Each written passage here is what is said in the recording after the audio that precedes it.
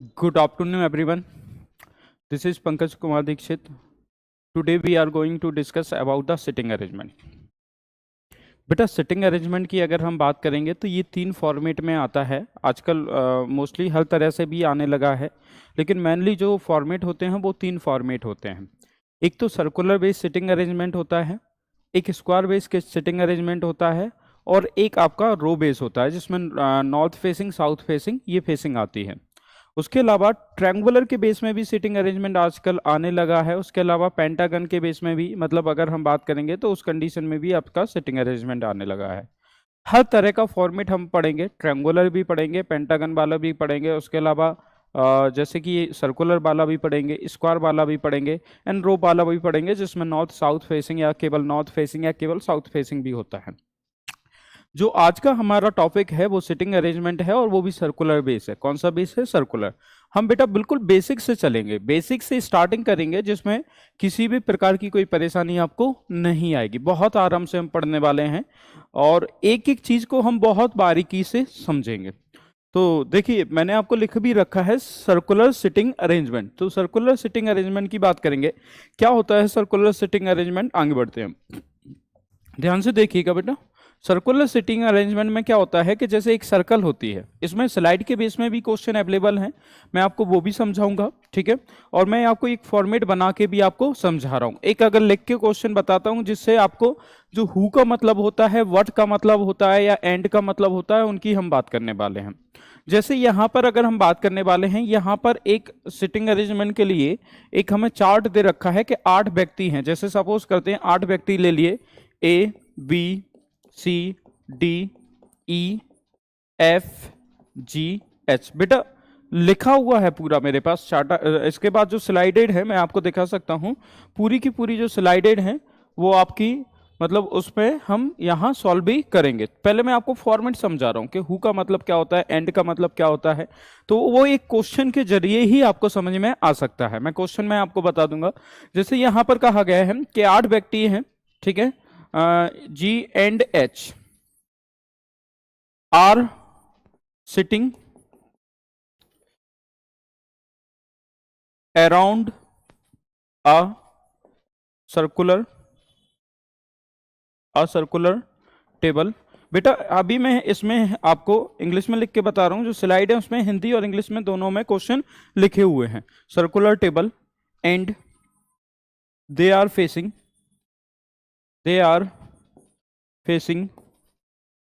Towards, ठीक है, towards centre की ओर फेस कर, they are facing towards centre. उसके बाद कहा गया है, जैसे ये हो गया। अब देखिए पहली लाइन इसमें कही गई है, A is third to the right of B and second. अब देखिए एंड दे रखा हो या क्या दे रखा हो, बट दे रखा हो, दोनों का मतलब एक ही होता है, and second to the left of G. अब ध्यान से देखिए, मैंने आपसे कहा ना कि आपको परेशान होने की जरूरत नहीं है, केवल ये क्वेश्चन मैं आपको लिख के बताऊंगा, बाकी हिंदी इंग्लिश में दोनों में स्लाइड में क्वेश्चन अवेलेबल है। क्योंकि मुझे जो आपको मतलब समझाना है वो मतलब समझाना है। यहाँ पर बट का मतलब क्या होता है, एंड का मतलब क्या होता है, बट एंड सेम एक ही बात होती है। वट का मतलब या एंड का मतलब एक ही बात होती है। हिंदी वाले बच्चे ध्यान से सुनिएगा, इसे हम हिंदी में क्या बोलते हैं, और। इसे क्या बोलते हैं हिंदी में, और। जैसे अगर इसे हिंदी में हम लिखते तो इसे हम हिंदी में लिखते ए बी के दाएं को तीसरे स्थान पर है, और क्या बोला गया है, और या एवं कोई भी चीज हम लिख सकते हैं, और या क्या होगा, एवं जी के बाएं को दूसरे स्थान पर है।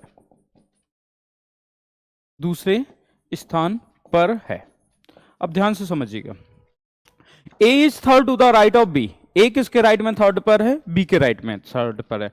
ध्यान से समझिएगा कि जब भी हम स्टार्ट करेंगे तो हमेशा एक कोशिश करिएगा कि A is third to the right of B, तो बी से स्टार्ट करो। पहला व्यक्ति आप कहीं पर भी लिख सकते हो, पहला व्यक्ति आप यहां पर भी लिख सकते हो, फर्स्ट पर्सन को हम कहीं पर भी लिख सकते हैं, यहां पर भी लिख सकते हो, यहां पर भी लिख सकते हो, यहां पर भी लिख सकते हो, यहां पर भी लिख सकते हो, यहां पर भी लिख सकते हो, कहीं पर भी लिख सकते हो आप, कोई फर्क नहीं पड़ता है। अगर हम सेंटर फेसिंग बात कर रहे हैं, किसकी बात कर रहे हैं, हम सेंटर फेसिंग की बात करेंगे, तो मैंने बी को यहां लिख दिया। ये मेरी हैबिट है कि मैं हमेशा क्या करता हूं, जब भी क्वेश्चन को स्टार्ट करता हूं तो जो पहला व्यक्ति मैं लिखता हूं वो हमेशा नीचे लिखता हूं। आप कहीं पर भी लिख सकते हैं, आंसर आपका सेम ही आएगा। यहां पर भी लिख सकते हैं, यहां पर भी लिख सकते हैं, यहां पर भी लिख सकते हैं। जैसे इसमें कहा गया A is third to the right of B, B के राइट में थर्ड पोजीशन पर ए, 1 2 3, तो यहां पर कौन हो जाएगा, ए। ये बेटा किसको छोड़कर है, बी को छोड़कर। अब पहली बात समझिए आप, यहां पर एक वर्ड दे रखा है टूवर्ड्स द सेंटर। जब सेंटर की बात होगी, जब किसकी बात होगी, सेंटर की बात होगी, तो ये भी याद रखिएगा, जैसे आप एक टेबल के चारों ओर बैठ के खाना खाते हैं, तो टेबल के चारों ओर जब बैठकर आप खाना खाते हैं और खाना मिडिल में रखा होता है, तो बेटा उस वक्त आप देखते होंगे कि जब हम खाने को फेस कर रहे होते हैं तो हमारा लेफ्ट साइड इस साइड होता है और राइट इस साइड होता है। दैट्स मीन्स कि अगर आप टेबल, ये टेबल मान के चलिए, ये पूरी क्या मान लीजिए आप, एक टेबल है, ये खाना रखा हुआ है यहां पर, ठीक है, इसको आप फेस कर रहे हैं, तो आपका लेफ्ट किस साइड होगा, इस साइड, और आपका राइट किस साइड होगा, इस साइड। मतलब ये क्या हो जाएगा आपका बायां या बाएं की ओर, और ये आपका क्या हो जाएगा, दायां। ठीक है, तो ये आपका क्या हो जाएगा बेटा, बायां, ये क्या हो जाएगा, बायां। अगर हम यहां पर बात करेंगे तो ये लेफ्ट है, तो ये क्या हो जाएगा, बायां। इतनी सी बात आपको समझ में आ गई होगी। और ये क्या हो जाएगा, दायां। तो ए जो है वो बी के दाएं को तीसरे स्थान पर है। हमेशा याद रखिएगा कि जब बी के दाएं को तीसरे स्थान पर है तो बी को छोड़ दिया जाएगा और फिर काउंट किया जाएगा। तो फर्स्ट, सेकेंड, थर्ड, मतलब ये अगर आप देखेंगे तो ये फर्स्ट, ये सेकंड और ये थर्ड। थर्ड नंबर पर क्या आ गया बेटा, ए। क्या आ गया, ए। अब यहां पर एक वर्ड दे रखा है और या एंड। ये हमेशा और या एंड, ये हमेशा किसको डिनोट करता है बेटा, और या एंड, या आप क्या बोलेंगे, बट। ये हमेशा फर्स्ट पर्सन को डिनोट करता है। All always denoted, and always denoted, क्या एंड दे रखा है, एंड और what, and always denoted first person. And किसको हमेशा डिनोट करेगा, फर्स्ट पर्सन को। यहां पर क्या दे रखा है हिंदी में, और या एवं, दोनों की बात एक ही है। ये भी हमेशा किसको डिनोट करेगा, फर्स्ट पर्सन को। और एवं, मतलब दोनों का मतलब एक ही होता है, और लिख दीजिए या एवं लिख दीजिए, इसलिए मैंने दोनों लिखे हैं। तो ये हमेशा किसको डिनोट करेगा, फर्स्ट पर्सन को, मतलब एंड। एंड का मतलब A is and second to the, and second to the left of G, और जी के लेफ्ट में सेकंड पर है। अब देखिए, जी के लेफ्ट में सेकंड पर कौन है, ए। अगर ए किसी के लेफ्ट में है, दैट्स मींस वो व्यक्ति उस ए के राइट में है। सिंपल सी बात है। मैं किसी के लेफ्ट साइड बैठा हूं तो वो मेरे किस साइड बैठा है, राइट साइड बैठा है। बैठा है कि नहीं बैठा है। तो अगर ए जी के लेफ्ट में सेकंड पर है, इसका मतलब जी जो है वो ए के राइट में सेकंड पर है, तो यहां पर फेसिंग है, तो ये क्या हो जाएगा, लेफ्ट, और ये क्या होगा, राइट, क्योंकि ये कहां की ओर फेस कर रहे हैं, सेंटर की ओर। तो उस कंडीशन में फर्स्ट सेकंड, यहां पर कौन हो जाएगा, जी। अब जी को जब आप फेस कराओगे तो आप ये मान के चलिए कि जी की जगह पर आप खुद अपने आप को मानिए। आप जब आप खुद जी की जगह पर हैं और आप अगर सेंटर की ओर फेस कर रहे हैं, तो ये आपका क्या होगा, लेफ्ट, और ये क्या होगा, राइट। मतलब ये आपका जो होगा वो होगा बायां, और ये आपका क्या होगा, दायां। यहां पर ये आपका क्या हो जाएगा, दायां, और ये क्या हो जाएगा, बायां। इतनी सी बात आप लोगों को समझ में आ गई होगी। तो जी के यहां पर, जी के बाएं को दूसरे स्थान पर हो गया कि नहीं हो गया। ये क्या जा रहा है, इस साइड लेफ्ट, और इस साइड क्या जा रहा है, राइट। मतलब ये दायां जा रहा है और ये क्या है, बायां।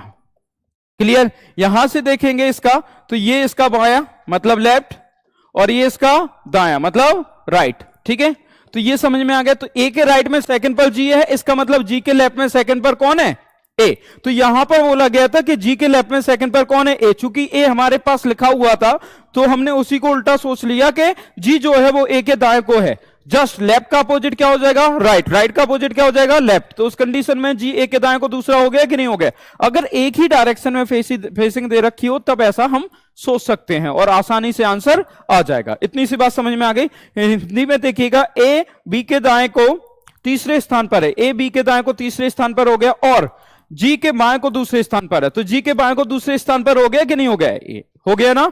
और यहां से जी ए के दाएं को कौन से स्थान पर हो गया, दूसरे स्थान पर। जी ए के दाएं को कौन से स्थान पर हो गया, दूसरे स्थान पर। इतनी सी बात आप लोगों को समझ में आ गई होगी। अब एक लाइन और लिखते हैं हम यहां पर, ठीक है। जैसे एंड का मतलब हम समझ चुके हैं। अब यहां पर हमने लिखा है, इसी लाइन को कंटिन्यू करते हैं, जिसमें कहा गया है, बहुत ध्यान से देखिएगा,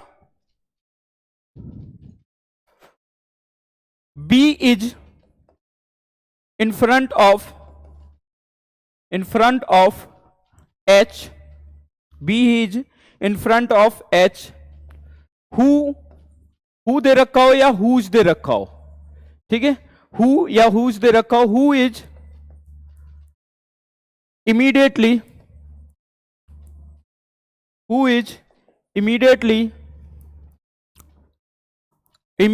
राइट ऑफ, या नेबर भी बोला जा सकता है, राइट ऑफ ए, जो किसके इमीडिएटली राइट में है, ए के इमीडिएटली राइट में, नहीं राइट से नहीं बन पाएगा, who is immediately left of A, किसके लेफ्ट में, ए के, हिंदी में देखिएगा, बी एच के सामने है, जो क्या दे रखा है बेटा, जो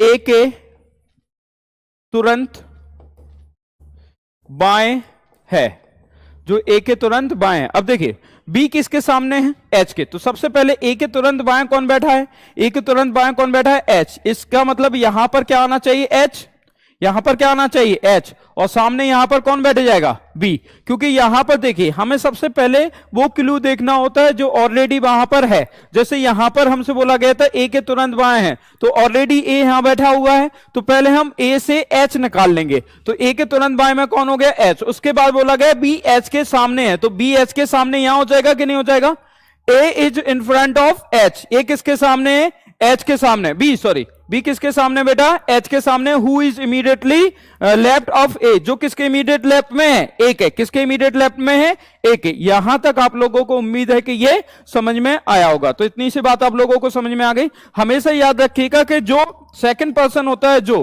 वो हमेशा किसको डिनोट करेगा, बी को, किसको डिनोट करेगा, बी को। यहां पर जो दे रखा है हु, वो हमेशा किसको डिनोट करेगा, बी को, मतलब जो होता है, सॉरी इसमें चेंज करिएगा, सेकंड पर्सन को डिनोट करता है, हु हमेशा किसको डिनोट करेगा, सेकंड को, किसको डिनोट करेगा, सेकंड को, मैंने कहा ना हु हमेशा किसको डिनोट करेगा, सेकंड को, या जो हमेशा किसको डिनोट करेगा, सेकंड को, तो सेकंड कौन है, एच, सेकंड कौन है, H.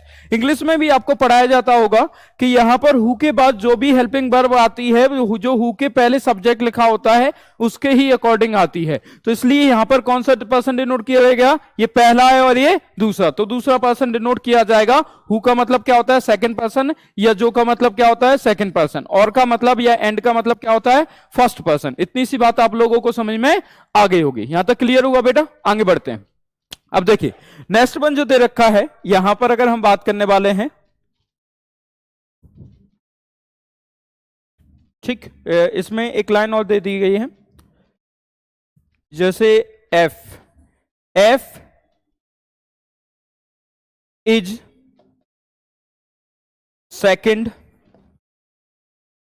To the left of C, इतना दे दिए गए, एफ सी के वाएं दूसरे स्थान पर है, ध्यान से सुनिएगा, तो एफ सी के बाएं को दूसरे स्थान पर है। अब दूसरा पर्सन तो यही दिख रहा है ना हमें, यही जगह खाली है, सेकंड यहां से तो बन नहीं पाएगा, यहां से भी सेकंड नहीं बन पाएगा। अगर हम यहां पर सी लेते हैं, मैंने कहा ना सेकंड पर्सन को लेकर चलते हैं, सी लेते हैं तो यहां पर कौन आ जाएगा, एफ, जो कि पॉसिबल नहीं है, तो सी को कहां लेंगे, यहां पर कौन आ जाएगा, एफ, क्लियर। अब बचा कौन रह गया, अगर हम बात करने वाले हैं तो ए हो गया, बी हो गया, सी हो गया, डी रह गया। अब देखिए एक बात ध्यान से देखिएगा, आप चाहो तो डी को यहां लिख सकते हो, लेकिन कई बार क्या होता है कि जब क्वेश्चन बड़ा होता है तो उस कंडीशन में डी को ढूंढने में टाइम लग जाता है, मिल ही नहीं रहा होता है, कई बार 1 सेकंड में भी मिल जाता है, कई बार ढूंढने में 10 सेकंड भी बर्बाद हो जाते हैं, भले हमें पता होता है। तो क्या जरूरत है ढूंढने की, कोई जरूरत नहीं है, एक ही तो पर्सन बचा हुआ है, अगर जरूरत पड़ेगी तो ऑटोमेटिक ऑप्शन में मिल जाएगा, और नहीं जरूरत पड़ेगी तो कोई बात नहीं, हमारे क्वेश्चन तो सॉल्व हो ही रहे हैं। तो अगर आप यहां ढूंढ के लिखोगे तो उसमें टाइम ही बर्बाद होना है, और नहीं लिखोगे तो वो ऑटोमेटिक आपको कहां मिलेगा बेटा, ऑप्शन में मिलेगा, कहां मिलेगा, ऑप्शन में मिलेगा। इतनी सी बात आप लोगों को समझ में आ गई होगी। ये सेंटर फेसिंग था, ये कौन सा फेसिंग था, सेंटर फेसिंग, इतनी सी बात समझ में आ गई। अगर हम आउटर फेसिंग की बात करें, आउटर फेसिंग की अगर हम बात करने वाले हैं तो बहुत ध्यान से देखिए, जैसे ये है, ये फेसिंग के अकॉर्डिंग हम बात कर रहे हैं, आउटर फेसिंग, ये सब सेंटर के बाहर की ओर फेस कर रहे हैं, आउटसाइड ऑफ द सेंटर, यहां पर फेस कर रहे हैं। अब जैसे सपोज करते हैं हम यहां पर ले लेते हैं, पी ले लिया हमने, क्या ले लिया, पी, तो पी के बाएं को दूसरे स्थान पर कौन बैठा है, के बैठा है, के बी के बाएं को दूसरे स्थान पर, तो यहां पर क्या हो जाएगा, बायां ठीक है, लेफ्ट, और यहां पर क्या हो जाएगा दायां, यहां पर क्या हो जाएगा राइट। क्यों, कैसे, यहां पर देखिए सेंटर पे खड़े होकर व्यक्ति, सेंटर पे खड़े होकर व्यक्ति बाहर की ओर देख रहा है, सेंटर पे खड़े होकर कहां की ओर देख रहा है बेटा, बाहर की ओर देख रहा है। तो ध्यान से देखिएगा, सेंटर पे खड़े होकर व्यक्ति बाहर की ओर देख रहा है, तो इस कंडीशन में साइड क्या जाएगा लेफ्ट और साइड जाएगा राइट। तो यहां पर के पी के बाएं को दूसरा है, तो के कहां हो जाएगा यहां पर, ठीक है। और डब्ल्यू पी के दाएं को तीसरे स्थान पर है, डब्ल्यू अगर पी के दाएं को तीसरे स्थान पर है तो पी का दाएं के साइड जाएगा इस साइड, पहला दूसरा तीसरा, यहां डब्ल्यू। अगर कहा जाता है कि एल जो है वो डब्ल्यू के तुरंत दाएं है, तुरंत दाएं है, तो डब्ल्यू ऊपर की ओर देख रहा है मतलब बाहर की ओर देख रहा है, तो दाएं किधर होगा इस साइड, तो एल यहां हो जाएगा कि नहीं हो जाएगा। और कहा जाता है एन जो है वो डब्ल्यू के तुरंत बाएं को दूसरे स्थान पर है, बाएं को दूसरे स्थान पर, एन यहां हो जाएगा कि नहीं हो जाएगा। इस प्रकार से ये क्या हो जाएगी आउटर फेसिंग हो जाएगी। ये हम क्वेश्चन में भी समझेंगे और मैंने आपको यहां पर भी इसका मतलब समझा दिया, समझ में आया। अब हम आगे क्वेश्चन पर बढ़ते हैं, जो स्लाइड में हमारे सामने क्वेश्चन दे रखे हैं उनको देखेंगे हम। देखिए एक क्वेश्चन हमारे सामने आया है, थोड़ा सा इसे देख लीजिए आप 2 सेकंड के लिए, देखिए आराम से।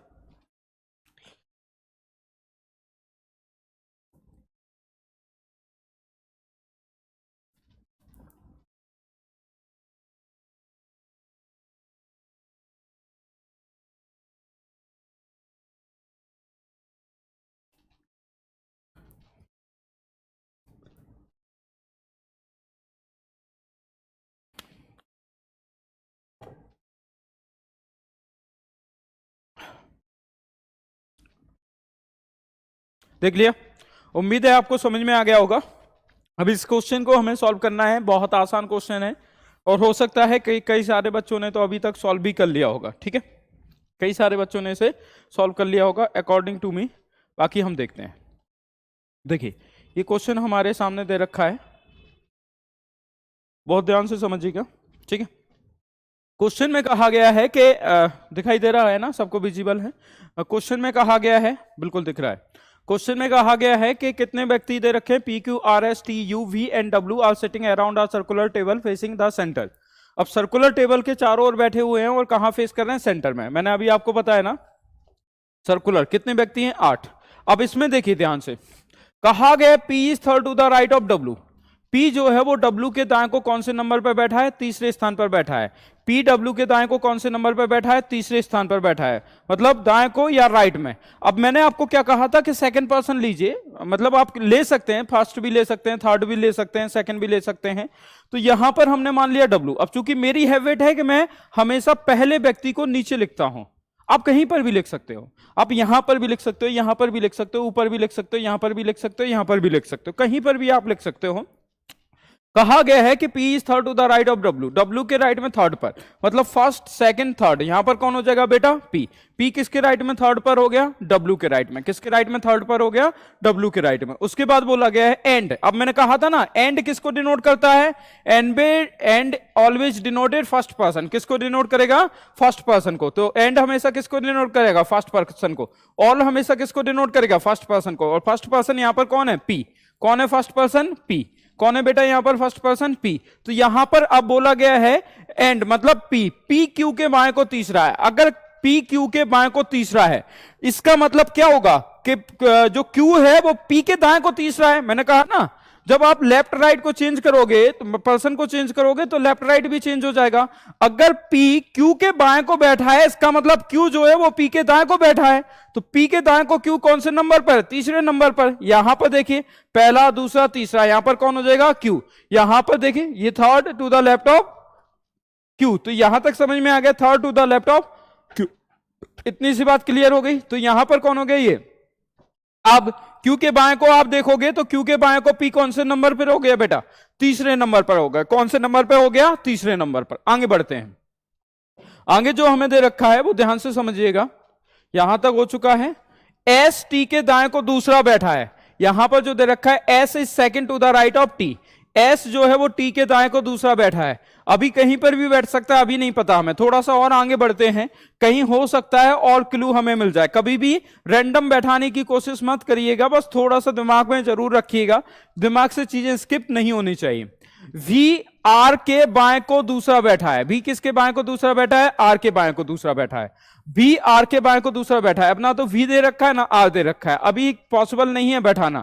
हम क्या करते हैं कि इन तीन में से क्लू देखेंगे कि कोई इन तीन में से एक मिल जाए जिसके थ्रू कहीं ना कहीं क्वेश्चन को वहां पर बैठाया जा सके, सिटिंग अरेंजमेंट बनाया जा सके। तो अभी तो कुछ भी क्लू हमें नहीं मिला है। तो V is second to the left of R, V किसके लेफ्ट में है, सेकंड पर, आर के लेफ्ट में। आगे बढ़ते हैं। T is not the neighbour of, T is not the neighbour of while t is not the neighbor of q, t किसका नेबर नहीं है, q का। अब t q का नेबर नहीं है और t के बारे में कोई कंडीशन हमें दे रखी थी जिसमें कहा गया था कि s जो है वो t के लेफ्ट में, t के राइट में सेकंड पर बैठा है। इसका मतलब t यहां नहीं है, t यहां नहीं है। अब s t के राइट में सेकंड पर बैठा है, t के राइट में s बैठा है। t को अगर यहां बैठाते हैं, ध्यान से देखिए, अब t की दो ही पोजीशन बन सकती है, आइदर दिस और दिस, या तो ये यहां बैठेगा या फिर यहां बैठेगा। तो टी के दाएं को दूसरे स्थान पर एस बैठा है। अगर हम टी को यहां मानते हैं तो टी के दाएं को दूसरा स्थान यहां होगा, सेंटर फेसिंग है, क्योंकि ऊपर तो एस आ नहीं जाएगा। इसका मतलब टी की पोजीशन यहां पर भी नहीं हो सकती। इतनी बात समझ में आ गई, टी की पोजीशन यहां नहीं हो सकती। अब टी की पोजीशन या तो ये बची या ये बची। अगर हम सपोज करते हैं ये यहां पर कैंसिल हो गया कि टी नहीं आएगा, अब यहां ऑलरेडी मना किया गया है कि यहां कौन अवेलेबल नहीं होगा, टी, टी के लिए हम मना कर दिया गया। अब टी की पोजीशन अगर यहां मानते हैं तो यहां एस पॉसिबल है। अगर टी की पोजीशन को हम यहां माने और ये सेंटर फेसिंग है तो राइट में सेकंड पर पहला दूसरा एस यहां होना चाहिए। क्या एस यहां पर है, नहीं, तो ये भी क्या हो जाएगा बेटा, कैंसिल हो जाएगा। मतलब टी यहां पर भी नहीं हो सकता, टी यहां पर भी नहीं हो सकता, टी यहां पर भी नहीं हो सकता, ये चारों जगह कैंसिल हो गई। टी के लिए केवल एक यही पोजीशन बचती है। तो टी का के दाएं को दूसरे स्थान पर कौन है, एस, पहला दूसरा, तो यहां पर कौन हो जाएगा, एस। इतनी सी बात आप लोगों को समझ में आ गई। टी के दाएं को दूसरे स्थान पर कौन है, एस। क्लियर हुआ? तो टी के दाएं को दूसरे स्थान पर कौन हो गया, एस। इतनी सी बात समझ में आ गई। अब देखिए, वी आर के बाएं को दूसरा बैठा है, वी किसके बाएं को दूसरा बैठा है, आर के बाएं को दूसरा बैठा है, और आगे दे रखा है टी क्यू का पड़ोसी नहीं है, जबकि यू ना तो टी का पड़ोसी है और ना ही डब्ल्यू का पड़ोसी है। While you is not the immediate neighbour of T and W, you यहां नहीं है, यू यहां नहीं है, यू टी का भी पड़ोसी नहीं है, यू डब्ल्यू का भी पड़ोसी नहीं है। दैट्स मींस यू कहां हो जाएगा, यहां पर होगा कि नहीं होगा, यू कहां हो जाएगा, यहां पर। अब यू यहां तक हो चुका है, अब यू यहां हो गया है, तो अब जो लाइन दे रखी थी हमें भी वाली, वो बहुत आसानी से बैठा देंगे हम। वी आर के बाएं को दूसरा बैठा है, या V is second to the left of R, V किसके बाएं को दूसरा बैठा है, या वी किसके लेफ्ट में सेकंड पर है, आर के लेफ्ट में। दैट्स मींस अगर आर को यहां मानते हैं तो सेंटर फेसिंग है, तो वी यहां तो आएगा नहीं, तो आर को कहां मानना पड़ेगा, यहां, तब जाकर, क्योंकि लेफ्ट इस साइड होगा और राइट इस साइड, तब जाकर यहां पर कौन होगा, वी। क्योंकि हमें पता है ये क्या होता है, लेफ्ट मतलब बायां, और ये क्या होगा, दायां। इस कंडीशन में अगर हम यहां पे देखेंगे तो ये क्या हो जाएगा, बायां।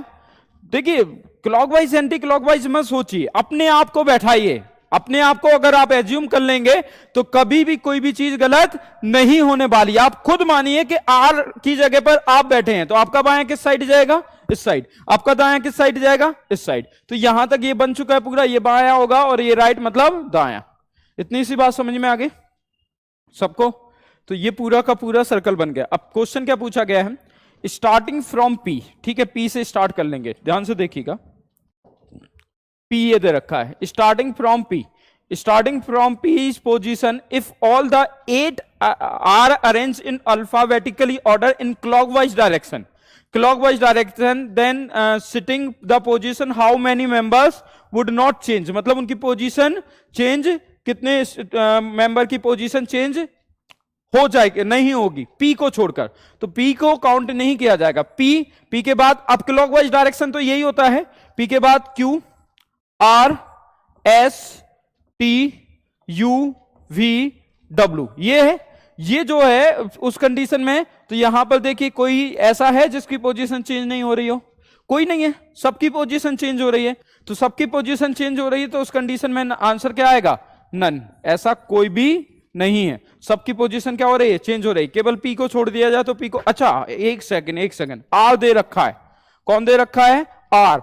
आर एक ऐसा है जिसकी पोजीशन चेंज नहीं हो रही है, एक आर हो गया, और कोई तो कौन सा है, हाँ, आंसर क्या होगा आपका, 1। क्या होगा, 1। कौन सा होगा, 1, और 1 मतलब कौन, आर। एक क्या हो जाएगा आर, या संख्या में आएगा तो 1 लिखिएगा, और आर के फॉर्म में आता है या आर लिखा हुआ आता है तो क्या हो जाएगा आर। हाउ मेनी आ रहा है तो उस कंडीशन में आंसर 1 ही लिखिएगा। क्या आंसर लिखोगे 1। केवल एक लेटर ऐसा है जिसकी पोजीशन में कोई भी चेंजेस नहीं आ रहा है, बाकी सभी लेटर की पोजीशन में चेंजेस आ रहा है अगर हम पी को काउंट नहीं करते हैं तो। क्लियर, यहां तक समझ में आ गया।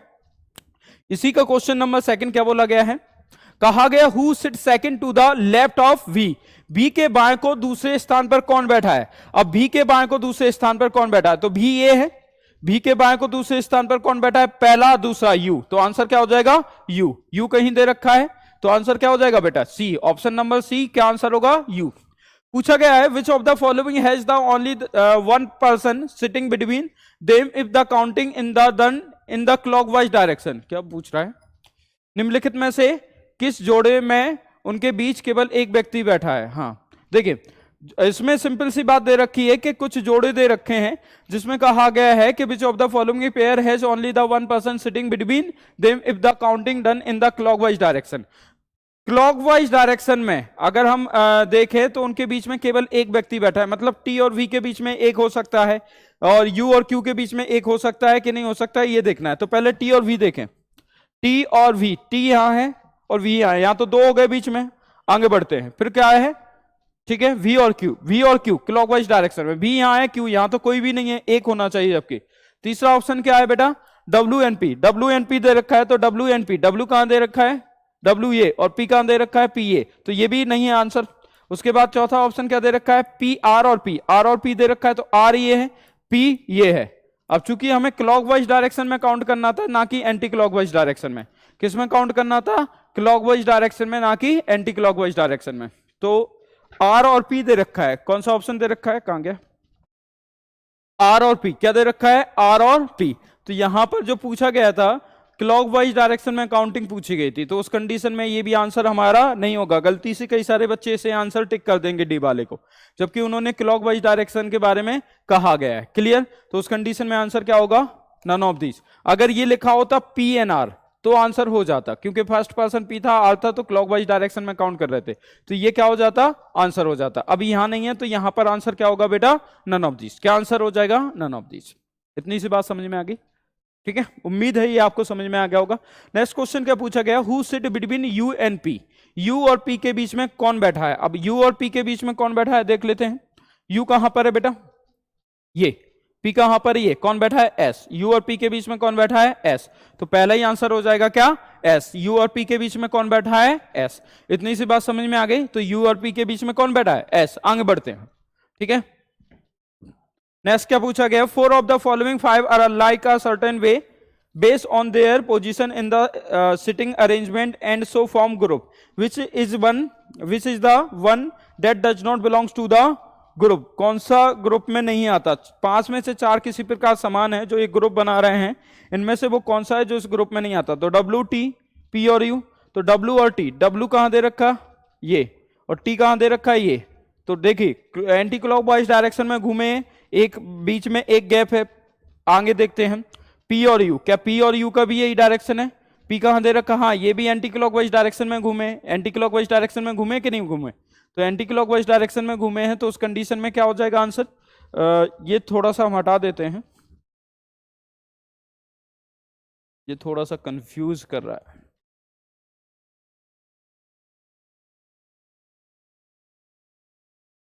ठीक है। यहां पर क्या था, ये तो क्यू था और ये आई थिंक भी, ठीक, और कहीं है, हाँ, तो अब दोनों सेम हो गए। अब देखिए नेक्स्ट वन क्या दे रखा है, पी और यू हो गया, एस और क्यू, एस और क्यू की बात करेंगे तो एस और क्यू, इसके बीच में भी एक है एंटी क्लॉकवाइज डायरेक्शन में, आर और पी, क्या दे रखा है बेटा आर और पी, तो आर कहाँ है, आर और पी, ये भी वही है एंटी क्लॉकवाइज डायरेक्शन में, और क्या दे रखा है पी और क्यू, क्या दे रखा है पी और क्यू, तो पी यहां है और क्यू यहां है, तो ये आंसर हो जाएगा हमारा कौन सा, ये अलग है, पी एंड क्यू। आंसर क्या हो जाएगा बेटा, पी और क्यू। इतनी सी बात समझ में आ गई, तो क्या आंसर होगा बेटा, पी एंड क्यू। क्लियर हुआ, उम्मीद है कि आपको ये पूरा का पूरा समझ में आया होगा, ठीक है, आगे बढ़ते हैं। ठीक, नेक्स्ट जो दे रखा है हमारे सामने आया है कि नेक्स्ट क्वेश्चन चारों सर्कल में ही बैठे हुए हैं और सभी लोग केंद्र की ओर देख रहे हैं। कहां की ओर देख रहे हैं? केंद्र की ओर। लगाइए, 1 मिनट का टाइम है आपके पास।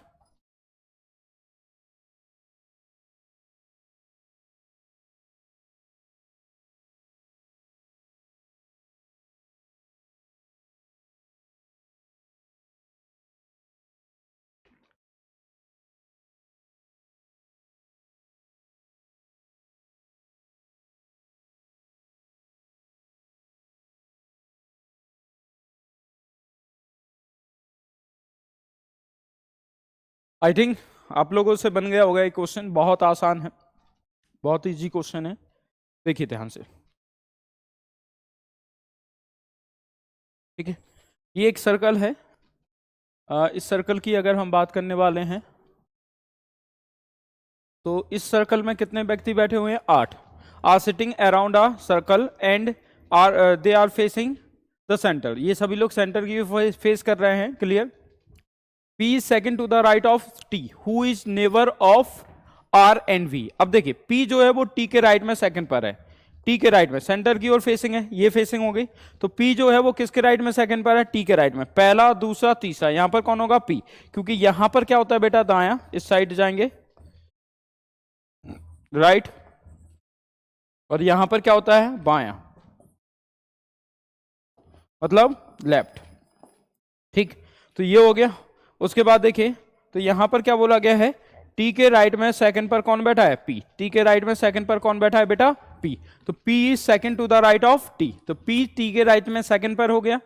उसके बाद बोला गया next one, P second to the right of T, who. ये हु किसको डिनोट कर रहा है? टी को। हु किसको डिनोट कर रहा है? टी को। या फिर यहां पर जो दे रखा है, जैसे यहां दे रखा होगा जो किसको डिनोट कर रहा है बेटा?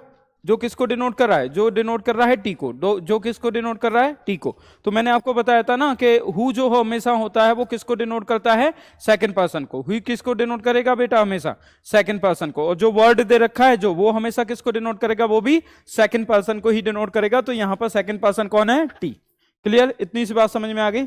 जो टी के दाएं को दूसरा है। अब टी के दाएं को दूसरा है मतलब जो टी, मतलब जो है टी आर का पड़ोसी है, आर का पड़ोसी है, और भी मतलब यहां पर देखिए टी जो है वो आर और बी दोनों का पड़ोसी है, ऐसा लिखा होना चाहिए। यहां पर इंग्लिश में देखिएगा, T who is the immediate neighbour of, who is the neighbour of R and V. अगर नेबर बोला है तो पड़ोसी ही होगा, आर और वी। तो ये दोनों यहां हो जाएंगे, आर और बी। आर और बी को यहां ले लिया। अब आगे बढ़ते हैं। S is not the immediate neighbour of P. S किसका नेबर नहीं है? पी का नेबर नहीं। ठीक है, तो एस यहां नहीं है, एस यहां नहीं है, एस इन दोनों जगह में से कोई ना कोई जगह तो हो सकता है। आगे बढ़ेंगे। एस जो है वो पी का पड़ोसी नहीं है, बी यू का पड़ोसी है। अब भी किसका पड़ोसी है? यू का। भी is the immediate neighbour of you. अगर भी यू का पड़ोसी है तो यू यहां पर भी हो सकता है अभी की कंडीशन में, और यू यहां पर भी हो सकता है। आगे देखते हैं। नेक्स्ट वन जो दे रखा है, ठीक है, ध्यान से देखिएगा। W जो है वो S और U के बीच में बैठा है, इसे W करिएगा, ये S हिंदी मीडियम वाले। W जो है वो किसके बीच में बैठा है? S और U के बीच में बैठा है। W is sitting between S and U। W किसके बीच में बैठा है? S और U के बीच में बैठा है। अब W S और U के बीच में बैठा है तो सिंपल सी बात है कि W यही हो सकता है, और S और U। अब U किसका पड़ोसी है? V का, तो या तो यहां आना चाहिए। अब लेकिन कंडीशन बन चुकी है, U या तो यहां आएगा या फिर यहां आएगा, तो V यहां पर नजदीक है तो U यहां हो जाएगा, और यहां पर कौन हो जाएगा? S। इस कंडीशन में बेटा यहां पर कौन आ जाएगा? V, और यहां पर कौन आ जाएगा? R।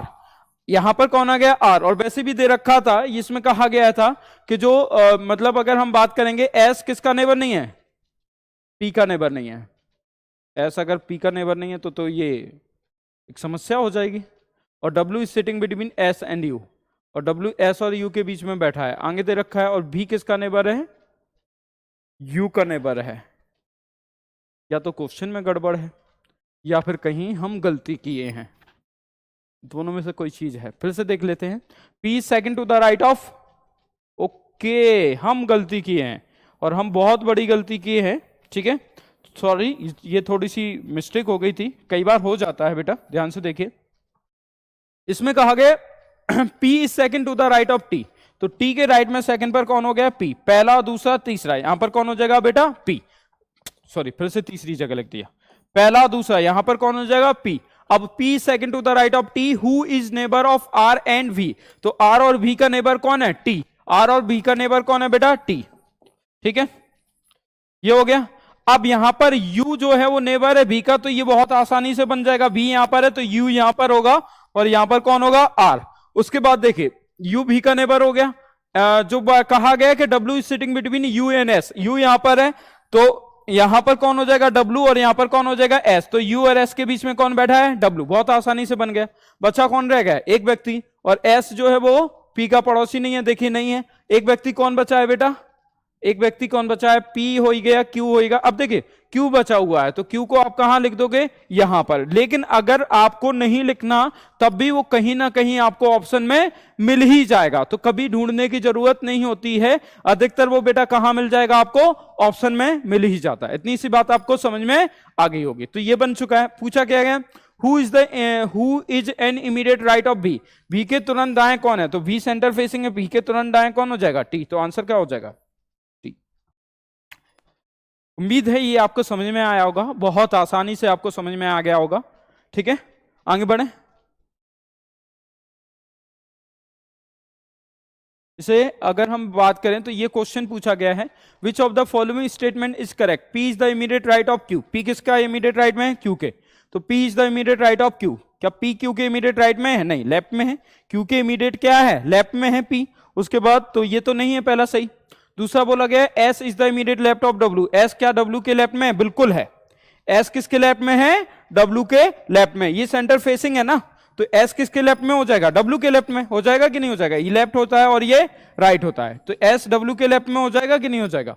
उस कंडीशन में ये क्या हो जाएगा? सेकंड वाला सही। बाकी और ऑप्शन चेक कर लेते हैं, ऐसा तो नहीं कि कहीं गड़बड़ हो ऑप्शन में। R is between U and V, क्या R U और V के बीच में है? नहीं है, बिल्कुल नहीं है। आगे जो दे रखा है U is between W and S, W और S के बीच में, बिल्कुल नहीं है। तो हमारा आंसर कौन सा हो जाएगा बेटा? S is the immediate left of W। इतनी सी बात समझ में आ गई। नेक्स्ट वन जो दे रखा है, ठीक है, ये हो गया।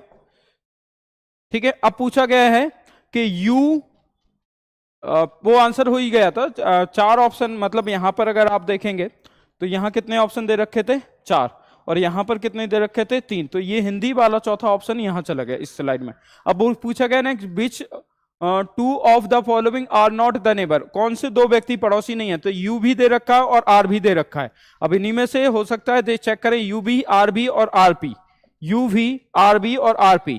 तो R और P तो पड़ोसी है, U भी पड़ोसी है, U भी पड़ोसी है। अब R भी पड़ोसी नहीं लग रहा है, तो R भी पड़ोसी है क्या? नहीं, R भी पड़ोसी नहीं है। तो हमारा आंसर कौन सा हो जाएगा? ये R भी पड़ोसी नहीं है। Q और S पड़ोसी है ना, Q और S क्या है बेटा? पड़ोसी। यहां पर देखिए Q और S ये तो पड़ोसी है, लेकिन R और V पड़ोसी नहीं है। तो इतनी सी बात समझ में आ गई सबको, R और V पड़ोसी नहीं है। तो यहां पर बेटा आंसर क्या हो जाएगा?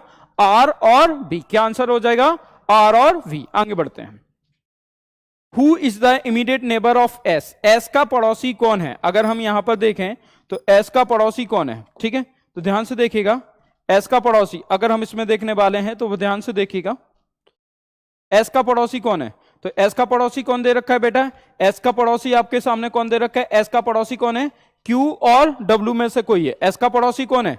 तो या तो Q या W। तो Q और W में से कोई S का पड़ोसी है। तो यहां ऑप्शन में क्या दे रखा है? Q। तो आंसर क्या हो जाएगा? Q। क्या हो जाएगा? Q। नेक्स्ट वन क्या दे रखा है? What is the position of S? S की पोजीशन पूछी गई हमसे, तो S की पोजीशन बिटवीन और U, बिटवीन ऑफ U। ठीक है, S की पोजीशन क्या पूछी गई थी बेटा? क्या दे रखा है? Between of U and V। U और V के बीच में है क्या S? U और V के बीच में, U और V के बीच में, U और V के बीच में नहीं, ये S U और V के बीच में है ही नहीं। दूसरा ऑप्शन क्या है?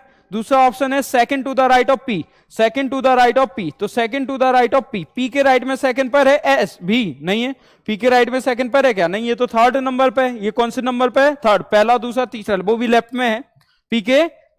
अगर हम बात करने वाले हैं तो नेक्स्ट वन जो दे रखा है ये भी नहीं है। अच्छा, सेकंड नंबर पे नहीं है, राइट में है। अच्छा, उसके बाद immediate right of W, S क्या इमीडिएट राइट ऑफ W है? S जो है वो W के नहीं, W के इमीडिएट लेफ्ट में है। तो आंसर क्या हो जाएगा उस कंडीशन में? आंसर क्या होगा? None of this. क्या हो जाएगा? None of this. नॉट मतलब क्या आंसर होगा बेटा यहां पर? None of this. इतनी सी बात समझ में आ गई। नॉट का मतलब क्या हो जाएगा यहां पर? None of this. आगे बढ़ते हैं।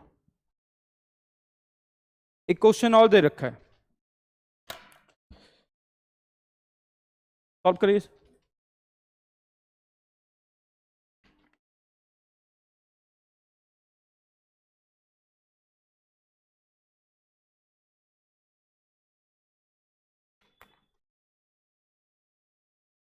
देखिए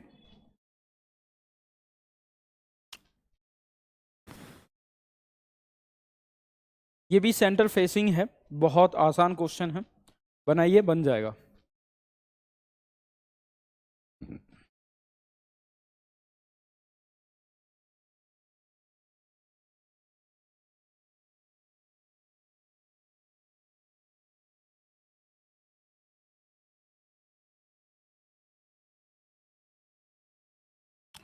देखिए यहां पर ध्यान से देखिएगा, जो क्वेश्चन हमारे सामने दे रखा है उसकी अगर हम बात करेंगे, अब तक बन गया होगा आपसे क्वेश्चन, कोई टफ क्वेश्चन नहीं है, कितना टाइम लगे जाने से आना, 1 मिनट या 1.5 मिनट का समय होता है जिसमें आप ये बना सकते हैं। कई सारे बच्चे तो 10 से 15 सेकंड 20 सेकंड में भी बना ले जाते हैं, बहुत आसान क्वेश्चन है। अब चूंकि मुझे आपको क्वेश्चन समझाना है तो मुझे तो टाइम लगेगा, मुझे हर एक चीज के बारे में आपको बताना है, ये यहां पर क्यों आया वो भी बताना है, ये यहां पर क्यों नहीं आएगा वो भी बताना है, ठीक है। मैंने यहां पर इस पर्सन को क्यों लिया, वहां पर क्यों नहीं लिया, ये सारी चीजें आपको बतानी पड़ती हैं, आपको समझानी पड़ती हैं। तो समझाने में टाइम लगता है लेकिन सॉल्व करने में टाइम नहीं लगेगा अगर आपने सॉल्व किया होगा तो। ध्यान से देखिए कितने व्यक्ति दे रखे हैं, 8 व्यक्ति दे रखे हैं, 8 व्यक्ति के बारे में कहा गया है। और इन 8 व्यक्ति की अगर हम बात करेंगे, ठीक 8 व्यक्ति ले लिया हमने, 8 व्यक्ति के बारे में कहा गया है कि D is second to the left of F। D किसके लेफ्ट में सेकंड पर है, F के लेफ्ट में। अब F के लेफ्ट में D सेकंड पर है, तो मैंने कहा ना मैं हमेशा सेकंड पर्सन को लेकर चलता हूं, and third to the right of H, ठीक है। D F के लेफ्ट में सेकंड पर, F यहां हो गया, F के लेफ्ट में फर्स्ट सेकंड, यहां D हो गया। और एंड किसको डिनोट करेगा बेटा, यहां एंड अगर हम बात करने वाले हैं तो एंड किसको डिनोट कर रहा है, and denoted first person, and किसको डिनोट कर रहा है, फर्स्ट पर्सन को। And third to the right of H, और H के राइट में थर्ड पर है कौन, D। तो H के राइट में मतलब H के राइट में थर्ड पर ये है, मैंने कहा ना D H के राइट में थर्ड पर है, इसका मतलब H जो है वो D के लेफ्ट में थर्ड पर है। मैंने बताया ना अपोजिट हो जाता है। अगर हम लेफ्ट और राइट को चेंज मतलब D और H को के कंपैरिजन में देखते हैं, जैसे अभी D को बैठा रहे थे H के कंपैरिजन में, अगर हम H को D के कंपैरिजन में बैठाते हैं तो राइट की जगह क्या हो जाएगा, लेफ्ट। तो D के लेफ्ट में थर्ड पर हो गया कि नहीं हो गया, और H के राइट में क्या हो जाएगा, D थर्ड पर हो जाएगा। इतनी सी बात समझ में आ गई। तो D जो है वो H के राइट में थर्ड पर हो जाएगा, और H जो है वो D के लेफ्ट में क्या हो जाएगा, थर्ड पर, ठीक है। आगे जो दे रखा है, कहा गया A is second to the right of F। A किसके राइट में सेकंड पर है, एफ के राइट में। ए किसके राइट में सेकंड पर है, एफ के राइट में। अब एफ के राइट में सेकंड पर है ए, तो फर्स्ट सेकंड यहां पर कौन हो जाएगा, ए। क्योंकि एफ हमें यहां गिवन है और ये सेंटर फेसिंग है, ये कौन सी फेसिंग दे रखी है, सेंटर। तो फर्स्ट सेकंड यहां पर कौन हो जाएगा, ए। कौन हो जाएगा, ए। एफ के राइट में सेकंड पर है ना, तो एफ के राइट में सेकंड पर कौन हो जाएगा, ए। इतनी सी बात समझ में आ गई। तो एफ के राइट में सेकंड पर, एफ को छोड़कर पहला दूसरा, तो यहां पर बेटा कौन हो जाएगा, ए। ए किसके राइट में सेकंड पर हो गया, एफ के राइट में। आगे जो दे रखा है, ठीक है, यहां तक हो गया। A is second to the right of F, and यहां पर भी एंड आ गया, और एंड हमेशा किसको डिनोट करता है, फर्स्ट पर्सन को, मतलब ए को डिनोट करेगा। And immediate neighbour of H, और ए किसका नेबर है, एच का नेबर है, वो तो ऑलरेडी है, मतलब एच के पड़ोसी हो गया कि नहीं हो गया। मतलब जैसे ही एफ के राइट में सेकंड पर गया तो ऑलरेडी क्या हो गया, पड़ोसी हो गया। सेंटर फेसिंग दे रखा है ना, हाँ ठीक। आगे बढ़ते हैं, उसके बाद दे रखा है C is second to the right of B, and. अब देखिए सी के बारे में, एंड किसके बारे में डिनोट कर रहा है, सी के बारे में। तो C is second to the right of B, C किसके राइट में, बी के राइट में सेकंड पर, and F is third to the right of B, और बी के राइट में एफ थर्ड पर है। मतलब अब ये अलग हो गया, जब एक पर्सन यहां पर नाम आ चुका है तब यहां पर सी की जरूरत नहीं पड़ी, क्योंकि ऑलरेडी यहां पर पर्सन किसके बारे में बोला गया, एफ के बारे में। तो ये लाइन जो है वो सी और बी की केवल यहां तक है, ठीक है, क्योंकि एंड के बाद यहां पर एफ आ चुका है। एंड के बाद बेटा कौन आ चुका है, एफ आ चुका है। एंड के बाद यहां पर दिख रहा है ना आपको, एफ आ चुका है कि नहीं आ चुका है। और जब एफ यहां पर आ चुका है तो उस कंडीशन में आंसर आपको मतलब उस कंडीशन में क्या रहेगा कि सी और बी की जो कंडीशन रहेगी वो केवल यहां तक सीमित रहेगी। अब कहा गया C is second to the right of B, तो बी हमारे पास तो अभी अवेलेबल है नहीं, लेकिन F is third to the right of B, F जो है वो B के राइट में थर्ड पर है। अगर F B के राइट में थर्ड पर है, तो बार बार मैं रिपीट कर रहा हूं, जब F B के राइट में थर्ड पर है, इसका मतलब B जो है वो F के लेफ्ट में थर्ड पर हो जाएगा, और B F के लेफ्ट में थर्ड पर होगा, तो फर्स्ट सेकंड थर्ड यहां पर कौन हो जाएगा? B। अब देखिए, अगर B के कंपैरिजन में आप देखेंगे तो B के राइट में F कहां तक हो जाएगा? थर्ड पर। यहां पर पहला, दूसरा, तीसरा, यहां पर F हो जाएगा कि नहीं हो जाएगा? तो B के राइट में F क्या हो जाएगा? थर्ड पर। इतनी सी बात समझ में आ गई? तो B के राइट में F क्या हो जाएगा? थर्ड पर। आगे यहां तक आगे बढ़ते हैं, ठीक है। आप देखिए, G is the immediate neighbour of B। G किसका नेबर है? B का। G किसका नेबर है बेटा? B का। तो ये लाइन केवल यहीं तक है, ये बाकी जो पार्ट है वो हिंदी वाला पार्ट है, यहां से हिंदी वाला पार्ट शुरू हो जाएगा, ठीक है। अब देखिए, G is immediate neighbour of B। G किसका नेबर है? B का। तो G यहीं आएगा, और तो कहीं आ ही नहीं सकता। G is the immediate neighbour of B। अब यहां पर जो लाइन हमने छोड़ी थी, जिसमें कहा गया था C is second to the right of B, C किसके राइट में सेकंड पर है? B के राइट में। तो इसका मतलब C कहां जाएगा? यहां पर आएगा कि नहीं आएगा? B का राइट इधर, तो C कहां आ जाएगा? यहां पर। बचा कौन रहेगा? जो भी बचा होगा वो यहां पर आ जाएगा। मैंने कहा ना, ढूंढने की जरूरत नहीं है, ये तो ऑलरेडी आपको ऑप्शन में मिलेगा। जब आप क्वेश्चन सॉल्व करेंगे तो ऑलरेडी कहां मिल जाएगा? ऑप्शन में। और अगर आप चाहो ढूंढने का मन है तो बिल्कुल ढूंढ सकते हो। तो हमें पता है A हो गया, B हो गया, C हो गया, D हो गया, तो E बचा रहेगा। क्या बचा रहेगा? E।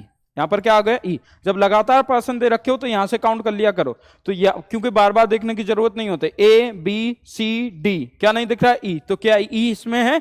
तो उस कंडीशन में क्या चेक कर लोगे? E। तो दोनों तरीके हैं, इस तरह से भी चेक कर सकते हो, और चाहो तो नहीं भी चेक करोगे तो ये ऑलरेडी आपको कहां मिल जाएगा? ऑप्शन में, ठीक है। देखते हैं इसके क्वेश्चन दे रखे हैं कि नहीं, कि डायरेक्ट, क्योंकि अब क्वेश्चन इसका नहीं दिया है। क्यों नहीं दिया? उसका रीजन ये है क्योंकि हम ऑलरेडी कई सारे क्वेश्चन सॉल्व कर चुके। अब कोई भी क्वेश्चन बना के वो आपके सामने देगा तो आप इसे सॉल्व कर ही लोगे, ठीक है। अब आगे बढ़ते हैं। एक क्वेश्चन आया है, इसमें बस जो चीज आपको याद रखनी है वो ये अपोजिट, यहां नहीं, यहां पर जो आपको याद रखनी है, centre opposite of the centre, centre के विपरीत। मतलब अब लेफ्ट और राइट क्या हो जाएंगे? चेंज। सॉल्व करिए।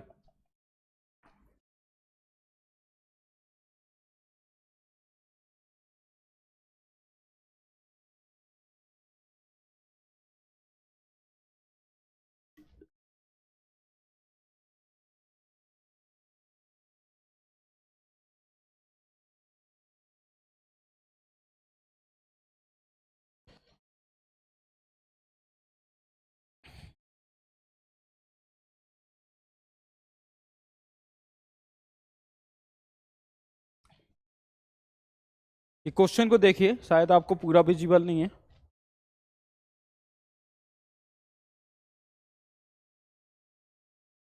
ठीक है, सॉल्व करिए इसे, देखिए ध्यान से।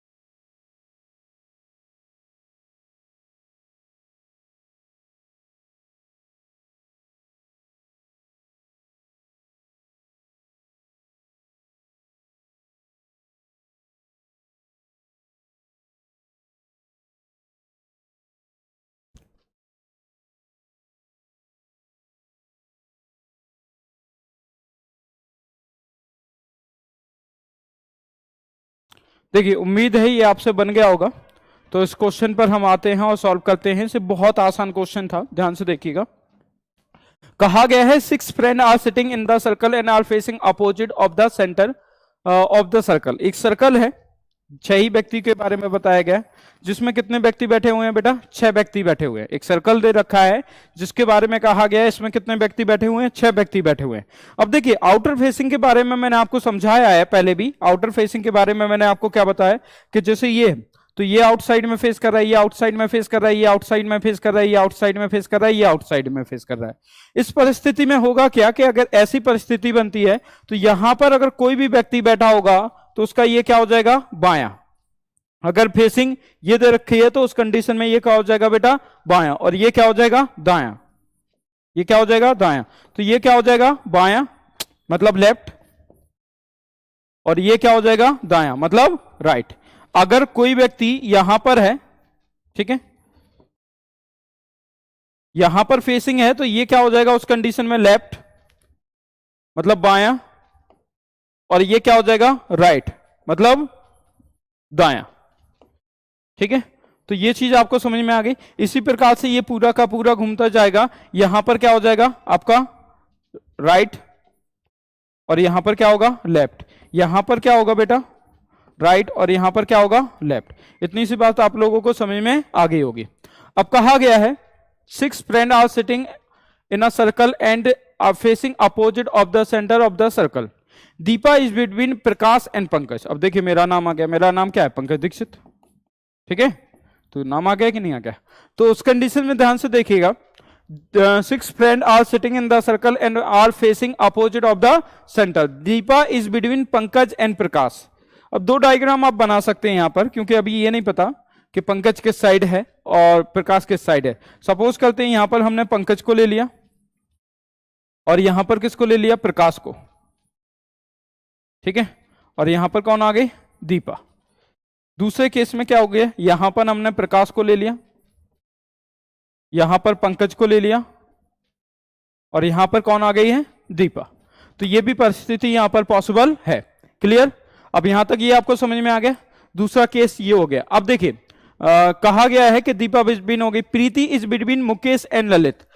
प्रीति मुकेश और ललित के बीच में, and Mukesh is Mukesh Prakash and Mukesh opposite to each other. तो प्रकाश कहां है ये, तो मुकेश कहां होगा यहां पर। क्लियर, मुकेश कहां हो जाएगा यहां पर। अब क्या बोला गया है कि मुकेश और प्रकाश क्या हो गए एक दूसरे के अपोजिट हो गए, तो मुकेश कहां हो जाएगा बेटा यहां पर, ठीक है। अब क्या बोला गया है कि Preeti is between Mukesh and Lalit. Preeti किसके बीच में है, मुकेश एंड ललित के। तो प्रीति किसके बीच में है, मुकेश एंड ललित, ठीक है। प्रीति किसके बीच में है, मुकेश एंड ललित, तो ये ललित हो जाएगा। ध्यान से देखिएगा, मैंने दो डायग्राम आपको इसलिए बना के दिए हैं। यहां से अगर आप देखोगे तो राइट में दीपा आ रही है किसके, पंकज के, और जबकि यहां से राइट में पंकज के कौन आ रहा है, मुकेश। ये इतनी सी बात आप लोगों को समझ में आ गई होगी। अब यहां पर इसलिए हमने क्या बनाया है, ऐसा क्वेश्चन बनाया है, इनके दो पार्ट्स बन सकते हैं। अब बोला गया who is sitting to the right of Prakash. तो प्रकाश के राइट में कौन बैठा है, प्रकाश के राइट में यहां से कौन बैठा है, ललित, और यहां से प्रकाश के राइट में कौन बैठा है, दीपा। तो ललित और दीपा। अब देखिए इसमें कुछ क्लू दे रखा है, नहीं है। तो प्रकाश के राइट में कौन बैठा है, ललित भी बैठा है, और कौन बैठा है, दीपा। तो उस कंडीशन में कहीं से भी कोई क्लू नहीं है, ठीक है। तो यहां पर एक चीज आपको याद रखनी है कि एक ऑप्शन और लेना है, ई वाला, जो आएगा आपके एग्जाम में, जिसमें लिखा होगा आइदर। प्रकाश के राइट में एक बार क्या निकल के आ रहा है, ललित, एक बार दीपा। तो आइदर ललित और दीपा, ये दोनों ऑप्शन आ जाएंगे, आइदर ललित और दीपा। तो आंसर कौन सा हो जाएगा, ई। आंसर कौन सा हो जाएगा, ई। तो कुल मिला के आपको ये समझ में आना चाहिए कि कौन सा लेफ्ट होगा कौन सा राइट होगा। इस प्रकार से आपको इसका आंसर निकालना है। और ये कौन सी फेसिंग दे रखी है बेटा, अपोजिट फेसिंग। कौन सी फेसिंग दे रखी है, अपोजिट। तो समझ में आ गया होगा आपको, बहुत आराम से, बहुत इजी क्वेश्चन था। नेक्स्ट ये क्वेश्चन लगाइए, और यहां पर भी क्या दे रखा है, facing outside of the centre, मतलब अपोजिट डायरेक्शन में।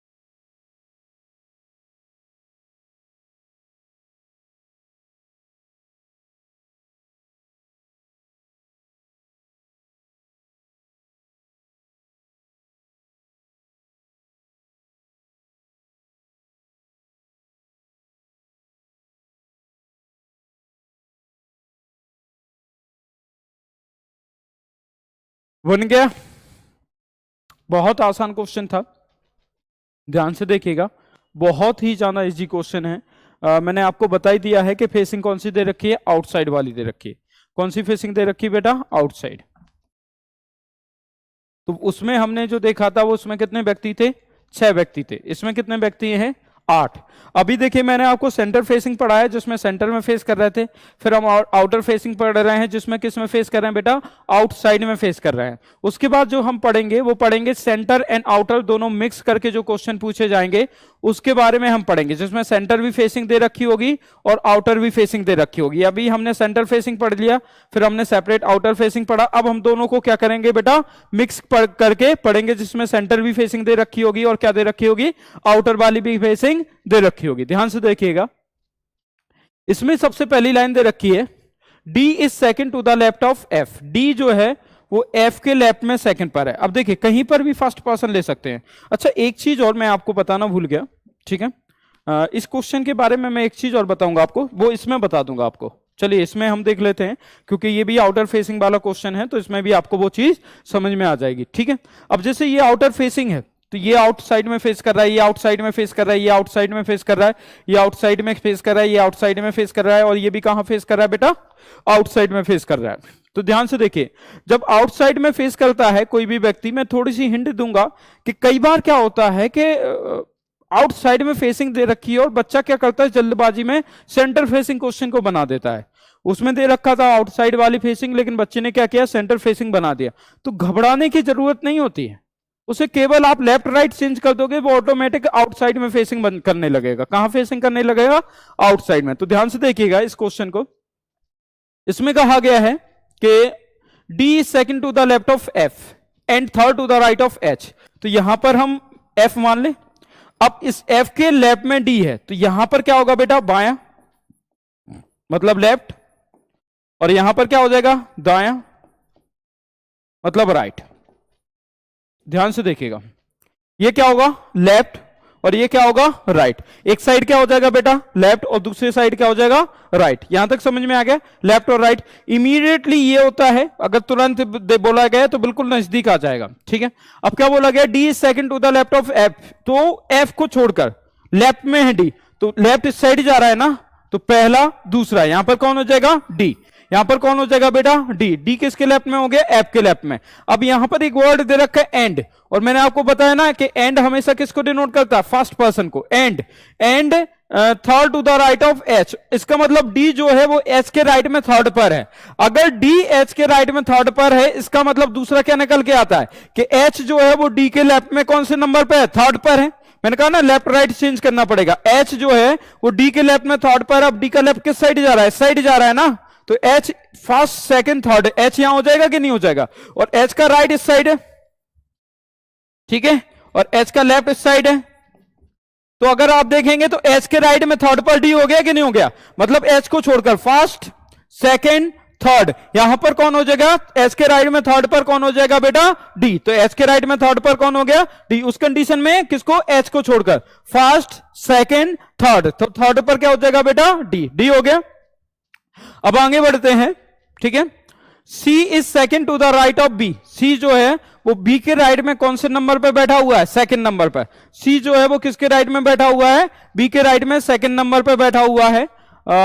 उसके पहले सॉरी हमने यहीं तक पढ़ा है, से आगे बढ़ते हैं। A is second to the right of F। A किसके राइट में सेकंड पर है, F के राइट में। A किसके राइट में सेकंड पर है, F के राइट में। And immediate neighbour of H, और A किसका नेबर है, H का नेबर है। अब देखिए A F के राइट में सेकंड पर है, तो F तो हमें ऑलरेडी गिवन है ना, F दे रखा है कि नहीं दे रखा है, तो A जो है वो F के राइट में सेकंड पर है, मतलब पहला दूसरा। F का राइट तो इसी साइड जाएगा ना, जब F का राइट इस साइड जाएगा तो पहला दूसरा, यहां पर कौन हो जाएगा, A। F के राइट में सेकंड पर हो गया, और A किसका पड़ोसी हो गया बेटा, H का पड़ोसी हो गया। A किसका पड़ोसी हो गया, H का पड़ोसी, तो यहां पर A H का पड़ोसी हो गया, ये बन गया। आगे बढ़ते हैं, क्या दे रखा है, C is second to the right of B and F। अब देखिए यहां तक हो गया, C is second to the right of B।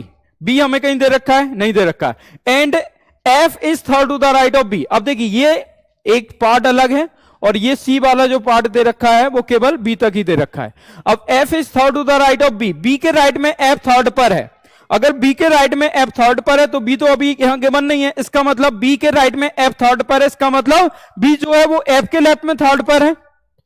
Change हो जाएगा कि नहीं हो जाएगा? अगर कोई व्यक्ति हमारे राइट में है तो हम उसके किस साइड में है? लेफ्ट में। तो यहां पर एफ जो है वो बी के राइट में थर्ड पर है, इसका मतलब जो है कि बी जो है वो एफ के लेफ्ट में थर्ड पर है। अब एफ का लेफ्ट किस साइड जाएगा? इस साइड। तो पहला, दूसरा, तीसरा, यहां पर कौन हो जाएगा? बी। अब बी के राइट में थर्ड पर कौन हो जाए दे रखा है? एफ। बी के राइट में कौन दे रखा है? एफ। तो बी का राइट किस साइड जाएगा? इस साइड। तो पहला, दूसरा, तीसरा, यहां पर कौन हो जाएगा? एफ। तो बी के राइट में थर्ड पर कौन दे रखा है? एफ। इतनी सी बात समझ में आ गई। तो बी के राइट में थर्ड पर कौन दे रखा है बेटा? एफ। यहां तक समझ में आ गया। तो बी के राइट में यहां पर देखिए ये इसका राइट है और ये क्या है? लेफ्ट। तो बी के राइट में पहला, दूसरा, तीसरा, थर्ड पर कौन हो गया? एफ। अब ध्यान से देखिए ये बन गया। नेक्स्ट वन अगर हम बात करते हैं, आप देखिए सी और बी की कंडीशन ले सकते हैं जिसमें कहा गया C is second to the right of B. C जो है वो बी के राइट में सेकंड पर है। तो बी यहां दे रखा है बी के राइट में सेकंड पर, सी कहां हो जाएगा? यहां पर। तो सी यहां हो गया बी के राइट में सेकंड पर, हो गया कि नहीं हो गया? अब आगे जो दे रखा है G is the immediate neighbour of B. G किसका नेबर है? बी का। तो यहां पर कौन आ जाएगा? जी। जी किसका नेबर हो गया? बी का। बचा कौन रह गया? तो ढूंढने की जरूरत नहीं है, फिर भी हम देख लेते हैं कि ए बी सी डी ई। ई कौन बचा रहेगा? ई। ई यहां जाएगा। क्लियर? अब देखिए ये हमने कौन सा बनाया? Outer facing. अब गलती से अगर हमसे सेंटर फेसिंग बन जाए, कई बार होता है कि क्वेश्चन आउटर फेसिंग दे रखा है और बच्चा गलती कर बैठता है। और गलती क्या होती है? गलती एक छोटी सी गलती होती है कि उसने इस लाइन को पढ़ा ही नहीं कि आउटर फेसिंग सेंटर को, गलती से उसे सेंटर दिख गया, जैसे आउटसाइड ऑफ द सेंटर दे रखा, उसने यहां पढ़ा, सेंटर एच तक देखा जल्दबाजी में और बना दिया। और फिर लास्ट में कई बार परिस्थिति ऐसी हो जाती है कि clockwise direction anti clockwise direction के अकॉर्डिंग वो क्वेश्चन पूछता है, या तो बच्चा गलत कर आता है या फिर उसे वहां पर कहीं ना कुछ प्रॉब्लम होती है। तब वो देखता है कि ये आउटसाइड में दे रखा था, तो फिर से बनाने की जरूरत नहीं होती है। इसका बहुत छोटा सा तरीका होता है। देखिए मैं आपको एक बार सेंटर फेसिंग बना के बताता हूं और फिर चेंज करके बताऊंगा, तो वो आउटर जैसा ही बन जाएगा। ठीक है, ध्यान से, बहुत ध्यान से देखिएगा। स्टार्टिंग हम वैसे ही करेंगे, बस इसे सेंटर फेसिंग बनाते हैं। क्या दे रखा है कि D is second to the left of F। F ही हो गया। अभी हम सेंटर फेसिंग बना रहे हैं, तो फर्स्ट सेकंड यहां पर कौन हो जाएगा बेटा? D। एंड, एंड किसको डिनोट कर रहा है? फर्स्ट पर्सन को। किसको डिनोट कर रहा है? फर्स्ट पर्सन को। And D is third to the right of H। अगर D H के राइट में थर्ड पर है, D किसके राइट में थर्ड पर है? H के राइट में थर्ड पर है। इसका मतलब H जो है वो D के लेफ्ट में क्या हो जाएगा? थर्ड पर। तो D के लेफ्ट में, अब तो ये सेंटर फेसिंग है, तो पहला, दूसरा, तीसरा, यहां पर कौन हो जाएगा? H। H किसके लेफ्ट में थर्ड पर हो गया? D के लेफ्ट में। किसके लेफ्ट में थर्ड पर हो गया? D के लेफ्ट में। अब आगे जो दे रखा है नेक्स्ट वन अगर हम बात करने वाले हैं कि A is second to the right of F। अब F का राइट कहां है? ये। तो फर्स्ट सेकंड यहां पर कौन हो जाएगा? A। A जो है वो किसके राइट में सेकंड पर है? A is second to the right of F। And immediate neighbour of H। तो ऑलरेडी H का इमीडिएट नेबर हो गया, तो कोई प्रॉब्लम नहीं है, कोई भी इशू इसमें नहीं है। आगे जो दे रखा है C is second to the right of B। अब ध्यान से देखिएगा, C किसके राइट में सेकंड पर है? B के राइट में। अब C तो हमें नहीं दे रखा है, लेकिन आगे एक लाइन और दे रखी है F is third to the right of B। अगर F B के राइट में थर्ड पर है, तो चूंकि हमें F यहां पर दे रखा है ऑलरेडी, F कहां दे रखा है? यहां पर। अगर F B के राइट में थर्ड पर है, तो ध्यान से समझिएगा कि जब F B के राइट में थर्ड पर दे रखा है, कोई भी चीज जब हमारे राइट में होती है तो हम उसके किस साइड होते हैं? लेफ्ट में होते हैं। अब यहां पर जो लाइन दे रखी है कि F is third to the right of B, तो हमारे सामने B तो गिवन है नहीं, कौन गिवन है? F। तो F के रिस्पेक्ट में बना देंगे। इससे क्या होता है कि चीजें आसान हो जाएंगी। जब F के रिस्पेक्ट में बनाएंगे तो उस कंडीशन में हम ये मान लेंगे कि B जो है वो F के रिस्पेक्ट में लेफ्ट में है और थर्ड पोजीशन पर है। तो F का लेफ्ट कहां जाएगा? इधर। तो पहला, दूसरा, तीसरा, यहां पर कौन हो जाएगा बेटा? B। अब B यहां हो चुका है, दोनों के दोनों सेंटर फेसिंग है। तो उस कंडीशन में अगर आप देखेंगे, अब B के राइट में ऑटोमेटिक F कहां पर आ जाएगा? थर्ड पर। तो पहला, दूसरा, तीसरा, यहां पर ये फेसिंग है, आप अपने आप को यहां पर मानिए। तो यहां पर जब आप मानेंगे तो F के राइट में B क्या हो जाएगा? थर्ड पर। तो पहला, दूसरा, तीसरा। इतनी सी बात समझ में आ गई सबको? Any doubt, any question? अब ध्यान से देखिएगा, आगे जो लाइन दे रखी है, अब हम B के रिस्पेक्ट में लाइन को देख सकते हैं। मैंने कहा ना लिंक कनेक्ट करनी पड़ती है। जहां पर जितने अधिक मेंबर दे रखे हो या जो भी व्यक्ति बार बार रिपीट हो रहा हो, वहां से स्टार्ट करोगे तो क्वेश्चन बहुत जल्दी बन जाएगा। वहां से जैसे ही आप स्टार्ट करोगे तो लिंक जल्दी कनेक्ट हो जाती है, जिससे चीजें बहुत आसान हो जाती हैं हमारे लिए। अब ध्यान से देखिएगा, यहां पर जो दे रखा था C is second to the right of B, तो C B के राइट में सेकंड पर है, तो C कहां गए? यहां पर C आ गए, क्योंकि इसका राइट ये है। अब आगे जो दे रखा है G is the immediate neighbour of B, G किसका नेबर है बेटा, बी का, तो यहां बी के बगल की एक ही जगह खाली है, तो ऑटोमेटिक जी कहां आ जाएगा, यहां पर। बचा हुआ पर्सन कौन सा है, मैं आपको बार बार समझा रहा हूं, अगर 8 व्यक्ति दे रखे हैं और 7 आप बैठा चुके हैं, एक व्यक्ति अगर बचा रह गया, तो कभी कभी ढूंढिएगा मत, क्योंकि अगर ढूंढने बैठेंगे आप तो वहां पर एग्जाम टाइम होता है, वहां पर प्रेशर बहुत होता है। कई बार क्या होता है कि लिखा सामने होता है लेकिन 10 सेकंड 15 सेकंड तक वो मिलता ही नहीं है, हम ढूंढ रहे हैं, सामने लिखा है फिर भी दिखाई नहीं देता है, तो उस कंडीशन में ढूंढने की जरूरत नहीं है, ये ऑटोमेटिक आपको ऑप्शन में मिलेगा। एक ही तो व्यक्ति बचा हुआ है, जब आप क्वेश्चन को सॉल्व करेंगे उसका आंसर निकालोगे तो जो व्यक्ति बचा होगा वो ऑटोमेटिक आपको कहां मिल जाएगा, ऑप्शन में। और नहीं मिलता है तो हमारे क्वेश्चन तो सारे सॉल्व हो ही गए, क्या जरूरत है हमें उसे ढूंढने की। तो इस तरह से आपको कभी ढूंढने की जरूरत नहीं है। फिर भी अगर आप देखेंगे तो यहां से देखिएगा, कभी यहां देखने की कोशिश मत करिएगा, यहां से इसका कंपेयर करोगे तो टाइम बर्बाद होगा, टाइम बर्बाद होगा ही होगा। सेकंड की कीमत होती है, क्योंकि सिलेक्शन जो होता है बेटा वो पॉइंट में रुकता है। किस में रुकता है, पॉइंट में। कभी भी 10-12 नंबर से सिलेक्शन नहीं रुकता, किसी का 10-12 नंबर से सिलेक्शन रुक रहा है इसका मतलब वो कंपटीशन के लायक ही नहीं है, अभी उसे और बहुत मेहनत करने की जरूरत है। तो देखिएगा हम यहां पर कंपेयर यहां से नहीं करेंगे, यहां से देखेंगे ए बी सी डी, और कौन नहीं, ई कहीं दिख रहा है, नहीं दिख रहा है, इसका मतलब ई यहां पर है, तो ई कहां आ जाएगा, यहां पर। समझ में आया। अब देखिए मैंने आपको पहले आउटर फेसिंग बना के बताया था, फिर मैंने आपको इसी में सेंटर फेसिंग बना के बताया। मैंने आपको बताया ना कि कई बार क्या होता है कि फेसिंग आउटर दे रखी होती है और बच्चा गलती से सेंटर फेसिंग बना देता है, उस परिस्थिति में क्या किया जाए। परेशान होने की कोई जरूरत नहीं है, उस परिस्थिति में आपको कुछ नहीं करना है, केवल और केवल एक व्यक्ति को सिलेक्ट करके पूरे लेफ्ट राइट चेंज कर दीजिए, सारा का सारा आपका आउटर फेसिंग ही बन जाएगा। जैसे ये सेंटर फेसिंग है, अब ध्यान से देखिएगा, ये सेंटर फेसिंग है, हमने किसी एक को सिलेक्ट कर लिया, सपोज करते हैं ऐप को सिलेक्ट कर लिया, उसे सेंटर। अब ऐप के जो लेफ्ट में बैठे हुए हैं जितने भी व्यक्ति, उन्हें राइट से बैठाना शुरू कर दीजिए।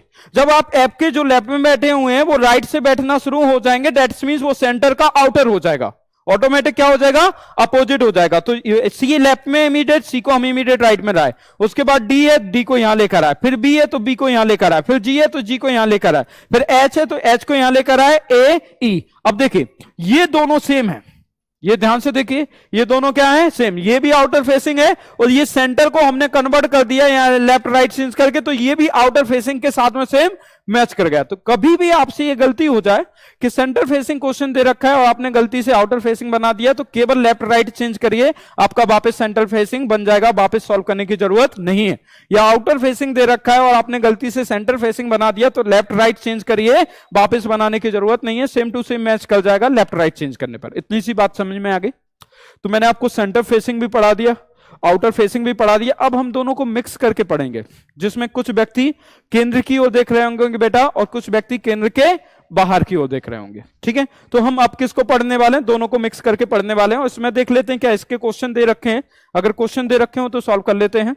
इसका कोई क्वेश्चन हमें नहीं दे रखा है, दैट मींस कि यहां पर देखिए मैं कई सारे क्वेश्चन आपको करा चुका हूं, इसका मतलब ये क्वेश्चन इसलिए नहीं लिया गया क्योंकि अब ये जो सर्कल में बन चुका है, तो इतने क्वेश्चन कराने के बाद मुझे ये चीज समझ में आ गई है कि अब कोई भी क्वेश्चन पूछा जाएगा इसका सर्कल में बना हुआ डायग्राम, तो आप आराम से देख के बता दोगे। इतनी सी बात समझ में आ गई, आगे बढ़ते हैं। ठीक, ये क्वेश्चन आप देखिए गौर से, मैं आपको केवल 10 सेकंड का टाइम देता हूं, 10 सेकंड में एक बार इसका स्क्रीनशॉट ले लीजिए और फिर साथ में बनाना शुरू करिए। ठीक है, यहां पर ये जो क्वेश्चन आपके सामने दे रखा है, इसे अगर आप देखेंगे तो स्पष्ट दे रखा है some of them are facing inside, मतलब कुछ सेंटर की ओर फेस कर रहे हैं, and while some of them are facing outside of the table. Condition नहीं दे रखी है कि कितने सेंटर की ओर फेस कर रहे हैं या कितने आउटर की ओर फेस कर रहे हैं, ये हमें नहीं बताया गया। हमें केवल इतना सा बताया गया कि कुछ लोग सेंटर की ओर देख रहे हैं और कुछ लोग सेंटर के बाहर की ओर देख रहे हैं। क्लियर, इतनी सी बात हमें बताई गई है।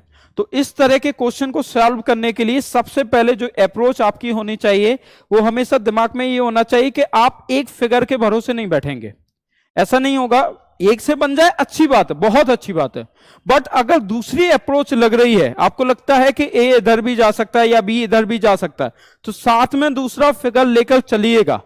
उससे क्या होगा कि चीजें कहीं ना कहीं जाकर एलिमिनेट हो जाएंगी और कोई एक फिगर बचा रह जाएगा, या 2 फिगर में आंसर आ रहा होगा तो 2 फिगर बचे रह जाएंगे। उस कंडीशन में आपको सॉल्व करना बहुत आसान हो जाएगा और फंसने का चांसेस नहीं होगा। ठीक है, शुरू करते हैं। कहा गया है कि 8 पर्सन है, BRX, MPUT and J are sitting around a circular table. Some of them, बेटा हिंदी वाले बच्चे हिंदी में भी पढ़ सकते हैं, हिंदी में लिखा हुआ है. Some of them are facing inside of the centre and some of them are facing outside of the, मतलब सेंटर आउटसाइड में दे रखे हैं और कुछ इनसाइड में दे रखे हैं, और टेबल जो दे रखी है वो सर्कुलर दे रखी है. तो ठीक है, सर्कुलर टेबल बनाओ या ऐसे बना लो, दोनों बात एक ही होती है.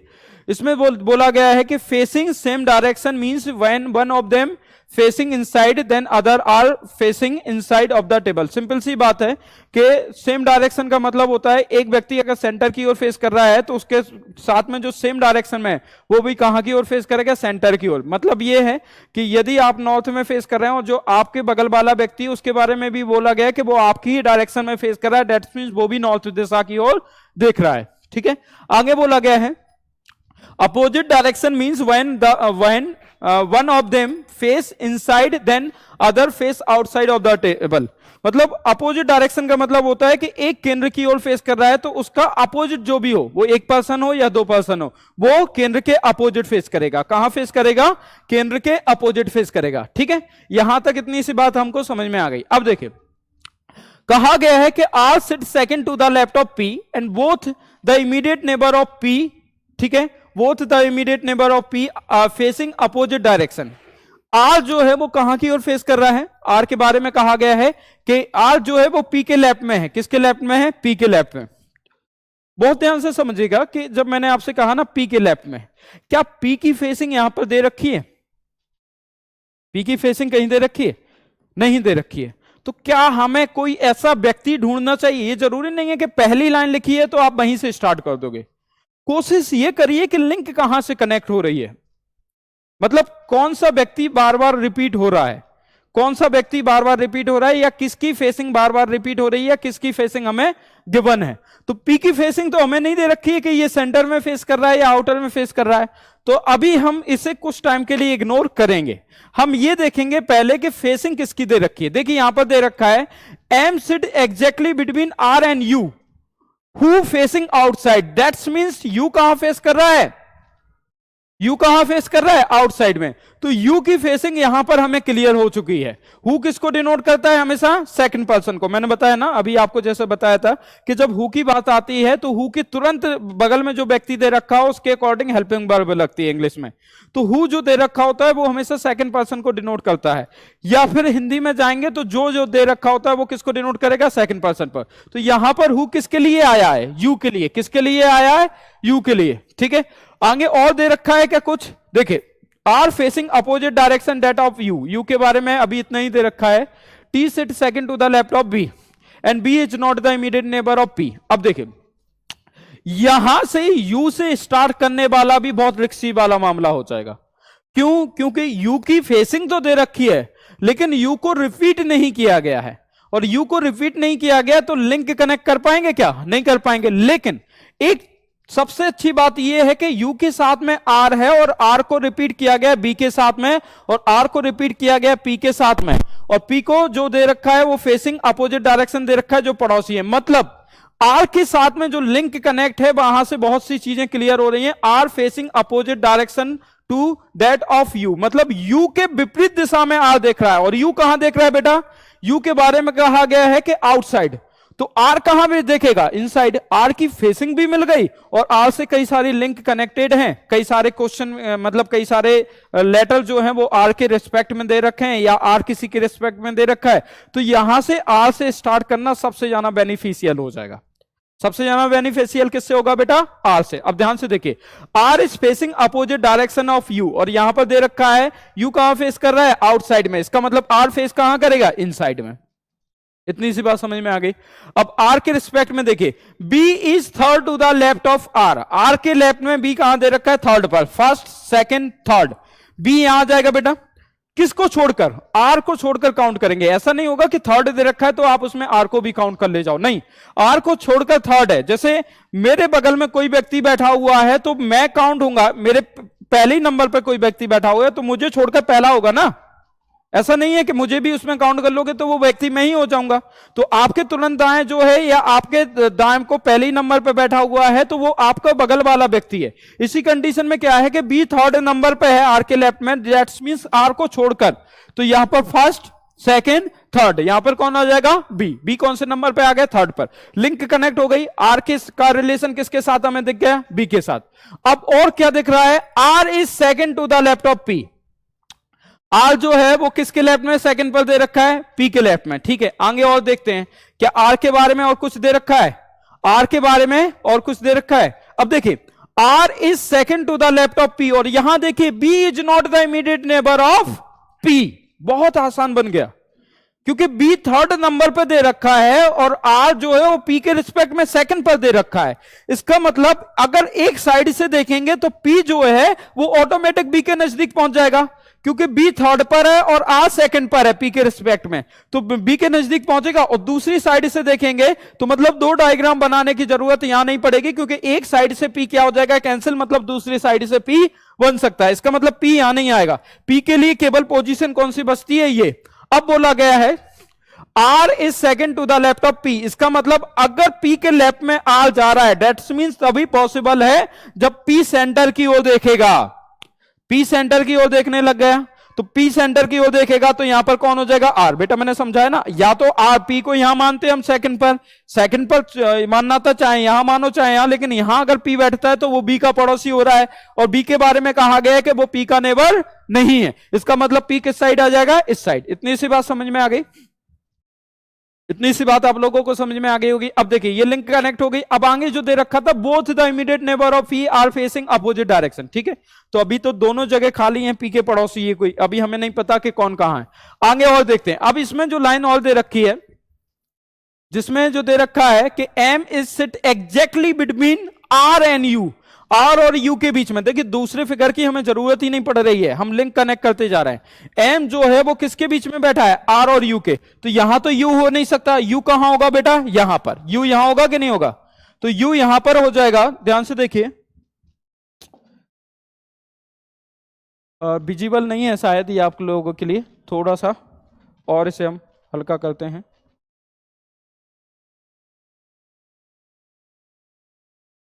ठीक है, अब विजिबल है।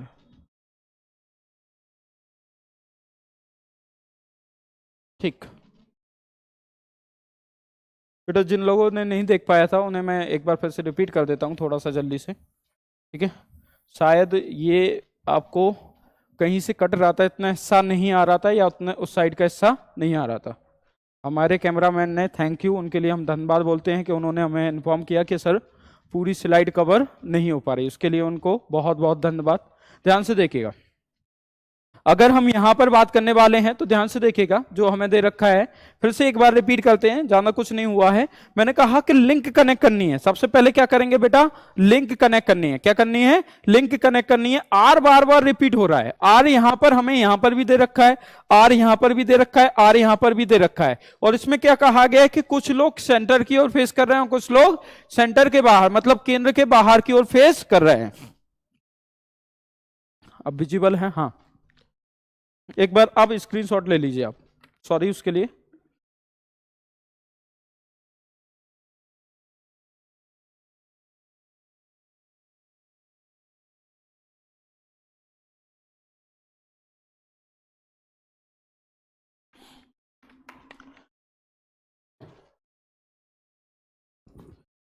ठीक है, बहुत ध्यान से देखिएगा।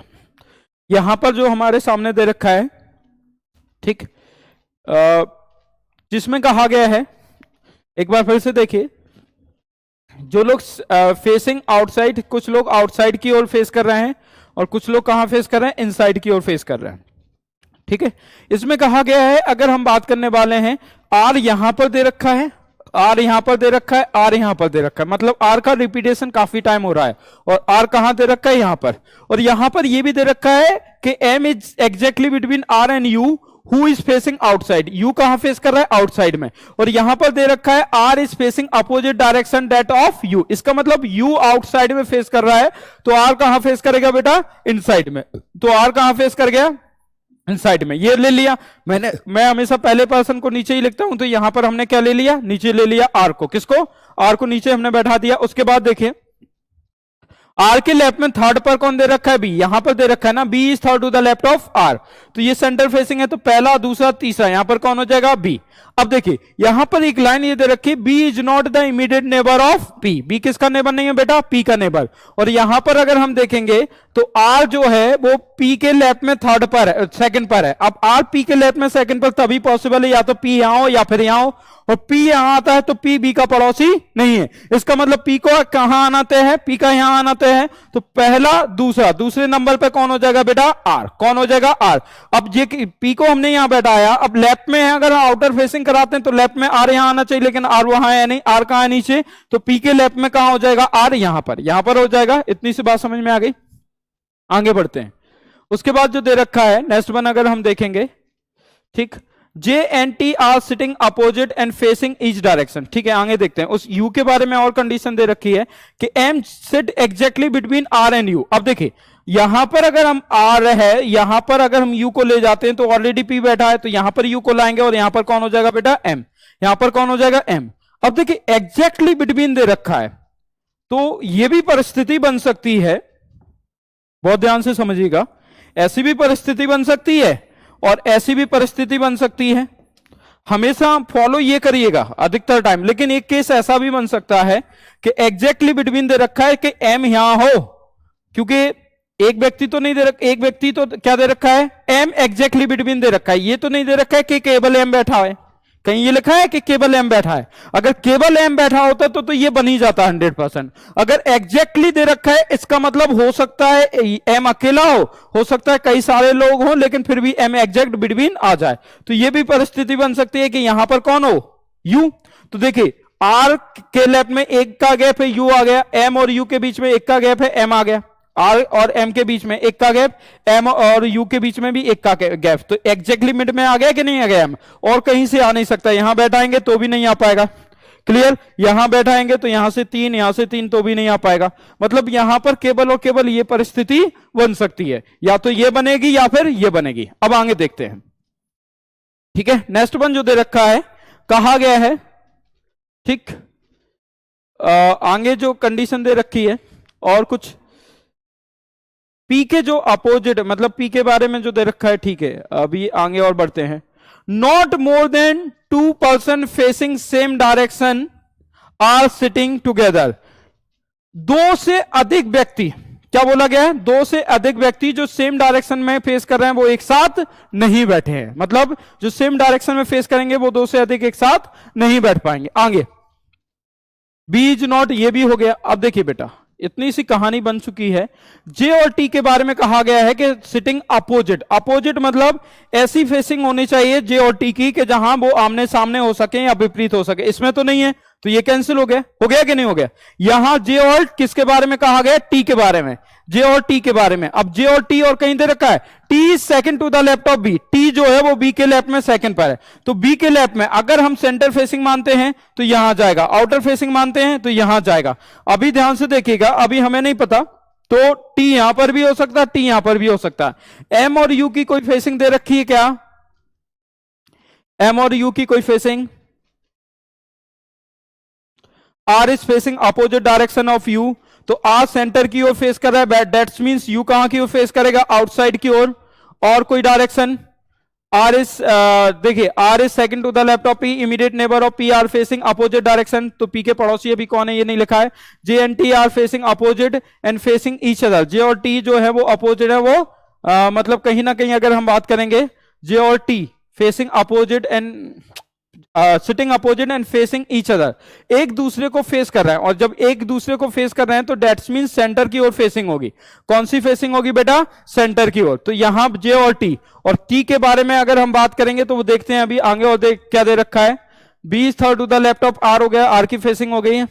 M is exactly between R and U, who facing outside. Outside में तो कौन फेस कर रहा है, यू, वैसे भी आउटसाइड में फेस कर रहा है। J and T are facing, ये हो गया।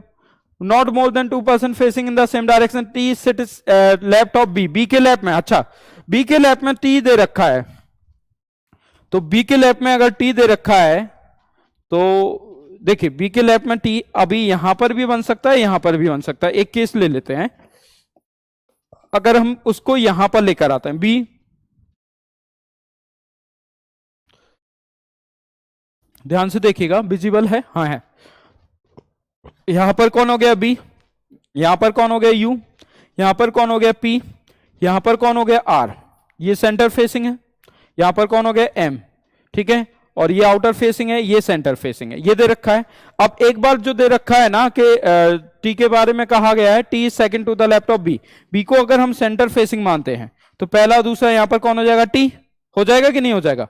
और अगर हम बी को आउटर फेसिंग मानते हैं, बी को क्या मानते हैं, आउटर फेसिंग, तो पहला दूसरा यहां पर कौन हो जाएगा, टी। और टी के सामने कौन दे रखा है बेटा, टी के सामने कौन बैठा है, टी के सामने बैठा, टी के अपोजिट बैठा है, कौन अपोजिट बैठा है, टी के, जे। जे किसके अपोजिट में, टी के, टी के अपोजिट में हो गया जे, ठीक है, टी के अपोजिट में बेटा कौन हो गया, जे, जे हो गया टी के अपोजिट में। अब देखिए अगर हम यहां पर बात करने वाले हैं, जे के अपोजिट में टी हो गया, अगर हम बहुत ध्यान से देखिएगा, ये यहां पर और तो कुछ दे नहीं रखा है, ये अपोजिट फेस कराएंगे क्योंकि दोनों अपोजिट फेस कर रहे हैं, दोनों अपोजिट डायरेक्शन में फेसिंग है, तो अपोजिट फेस हो गया। तो अगर ये अपोजिट में है तो ये कहां फेस होगा, सेंटर की ओर, ये कहां होगा, सेंटर की ओर। अगर ये अपोजिट में है तो ये कहां हो जाएगा, सेंटर की ओर। फिर ये तीनों सेंटर की ओर फेस करने लगेंगे कि नहीं करने लगेंगे, तीनों की तीनों फेसिंग क्या हो जाएगी, सेंटर की ओर, तीनों की फेसिंग क्या हो जाएगी, सेंटर की ओर। अगर ये परिस्थिति बनती है तो जब तीनों की फेसिंग सेंटर की ओर हो रही है तो इससे एक बात तय हो चुकी है कि ये इधर फेस ना करके, ठीक है, अपोजिट डायरेक्शन में दे रखा है, क्या दे रखा है, अपोजिट डायरेक्शन में। तो उस कंडीशन में एक को सेंटर फेस कराएंगे, ठीक है, इसको सेंटर फेस करा देते हैं तो इसको आउटर फेसिंग, तो यहां पर कौन आ जाएगा, टी, यहां पर कौन आ जाएगा, टी।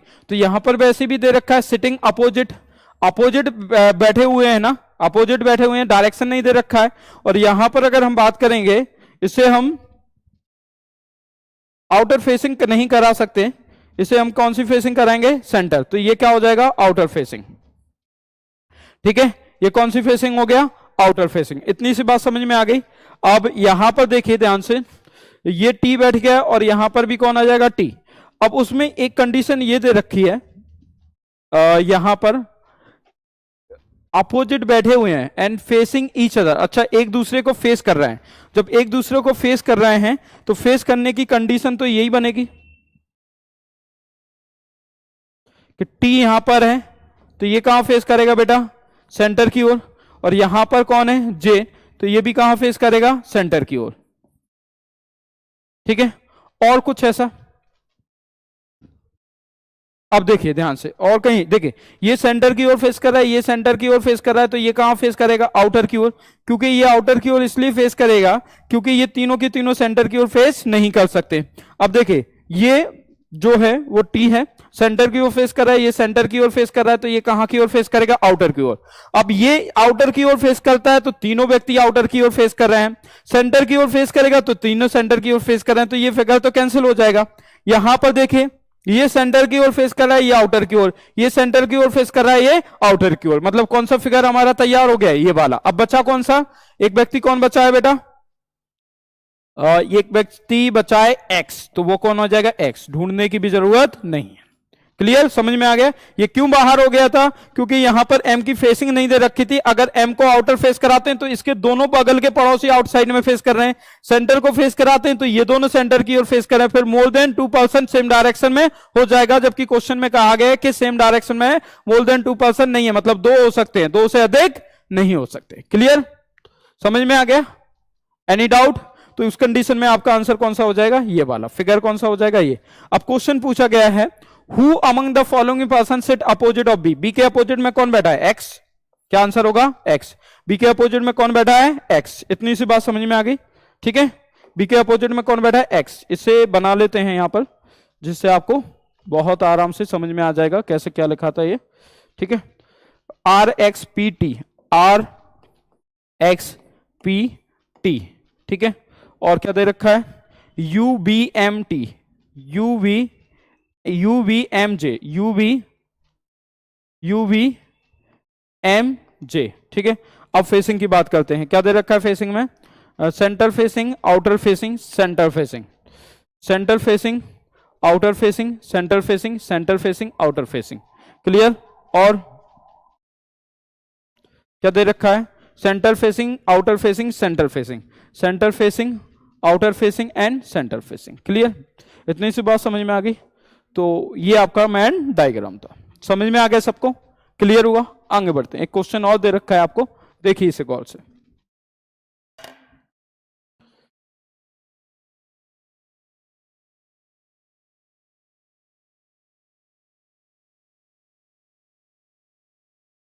ये विजिबल है आपके लिए, ठीक है?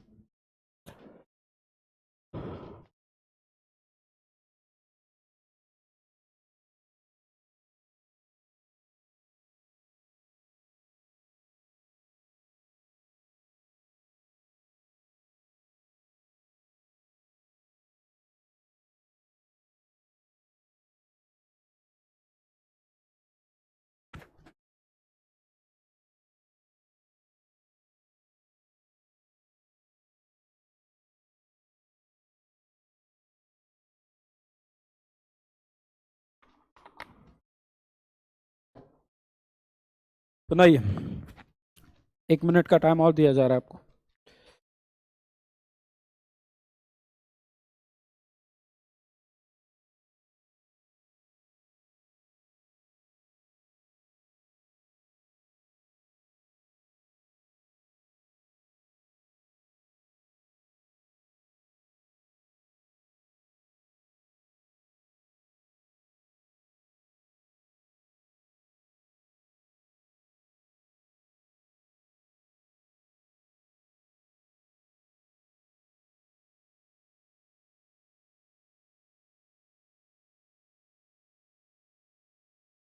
देखिए, अगर हम इस क्वेश्चन की बात करते हैं बेटा, बहुत ध्यान से समझिएगा, बहुत आसान क्वेश्चन है ये। इसमें कहा गया है कि 8 व्यक्ति हैं, जिसमें 8 व्यक्ति में कहा गया है कि but not necessary in the circular में बैठे हुए हैं, लेकिन 4 लोग जो हैं वो सेंटर की ओर फेस कर रहे हैं और 4 लोग सेंटर के बाहर मतलब आउटसाइड में फेस कर रहे हैं। इस तरह की कंडीशन हमें दे रखी है। तो ध्यान से देखिएगा, इसे हम थोड़ा सा छोटा कर लेते हैं जिससे सॉल्व करने में आसानी हो। ठीक है, अब काफी स्पेस है हमारे पास, थोड़ा और ले लेते हैं। Right now sufficient. ठीक है, अब ये क्या है? सफिशिएंट है हमारे पास। ठीक है, शुरू करते हैं। बहुत ध्यान से देखिएगा, कहा गया है 8 व्यक्ति हैं, ठीक है, जो एक सर्कुलर टेबल के चारों ओर बैठे हुए हैं। यहां हमने सर्कुलर टेबल बना ली, विजिबल है, सर्कुलर टेबल यहां पर बना ली। ठीक है, जिसमें से 4 लोग केंद्र की ओर देख रहे हैं और 4 लोग केंद्र के बाहर की ओर देख रहे हैं। बेटा 4 लोग कहां की ओर देख रहे हैं? केंद्र की ओर। और 4 लोग कहां की ओर देख रहे हैं? केंद्र के बाहर की ओर देख रहे हैं। तो अभी तो हमें नहीं पता कि कौन से व्यक्ति केंद्र की ओर देख रहे हैं और कौन से व्यक्ति केंद्र के बाहर की ओर देख रहे हैं। आगे बढ़ते हैं। कहा गया ई फेस आउटसाइड, डायरेक्ट दे रखा है, both the immediate neighbour of E face the centre. अभी तो नहीं पता कहां से स्टार्ट करें। H sit second to the right of E. अब देखिए यहां से थोड़ी सी चीजें आसान हो जाएंगी। ई जो है, ई के बारे में कहा गया है कि ई कहां फेस कर रहा है? आउटसाइड में, और दोनों पड़ोसी ई के कहां फेस कर रहे हैं? सेंटर में। अब यहां पर जो बोला गया है कि H sit second to the right of E. H किसके राइट में सेकंड पर बैठा हुआ है बेटा? ई के राइट में। किसके राइट में? ई के राइट में। अब ई के राइट में सेकंड पर बैठा हुआ है तो ई ए है, ई की फेसिंग यहां दे रखी है, तो ई का राइट किस साइड जाएगा? इस साइड। इस साइड जाएगा कि नहीं जाएगा? किसका राइट? ई का राइट। तो पहला और दूसरा यहां पर कौन हो जाएगा? एच। एच की फेसिंग अभी नहीं दी गई है। तो उसके बाद देखिए B sit third to the left of E. अब बी के लेफ्ट में थर्ड पर कौन है? ई। बी सिट, अच्छा बी जो है वो ई के लेफ्ट में है, बी जो है वो ई के लेफ्ट में थर्ड पर है और ई हमें ऑलरेडी गिवन है।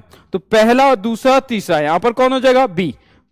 ई को छोड़कर थर्ड है ना लेफ्ट में, फर्स्ट सेकंड थर्ड, यहां पर कौन हो जाएगा? बी। यहां पर कौन हो जाएगा बेटा? बी। तो बी ई को छोड़कर थर्ड नंबर पर दे रखा है। उसके बाद B sit third to the left of E. D face the centre. D कहां फेस कर रहा है? सेंटर में। अब चूंकि सेंटर में अभी 2 ही फेसिंग है, हो सकता है डी यहां हो सकता है यहां हो। Both the immediate neighbour of D R facing outside. D के जो पड़ोसी है वो आउटसाइड में फेस कर रहे हैं, अभी नहीं पता। हमें नहीं पता, लेकिन इतना तय हो चुका है कि डी यहां नहीं होगा।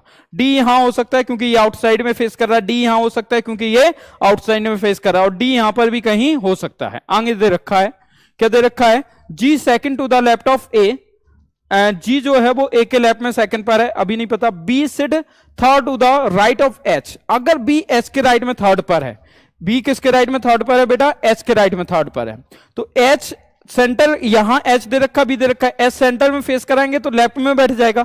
कहां बैठ जाएगा, लेफ्ट में। लेकिन कहां दे रखा है, B is third to the, B sit third to the right of H, B किसके राइट में थर्ड पर है, एच के, तो पहला दूसरा तीसरा, यहां पर बी हो गया। आगे क्या दे रखा है, F is an immediate neighbour of D, F किसका नेबर है, डी का, और डी जो है वो सेंटर में फेस कर रहा है, एफ डी का नेबर है। अभी तो एफ डी का नेबर है, तो इतना तय हो चुका है कि एफ और डी में से कोई ना कोई इधर है, एफ डी का नेबर यहीं से हो सकता है और कहीं से नहीं हो पाएगा। क्लियर।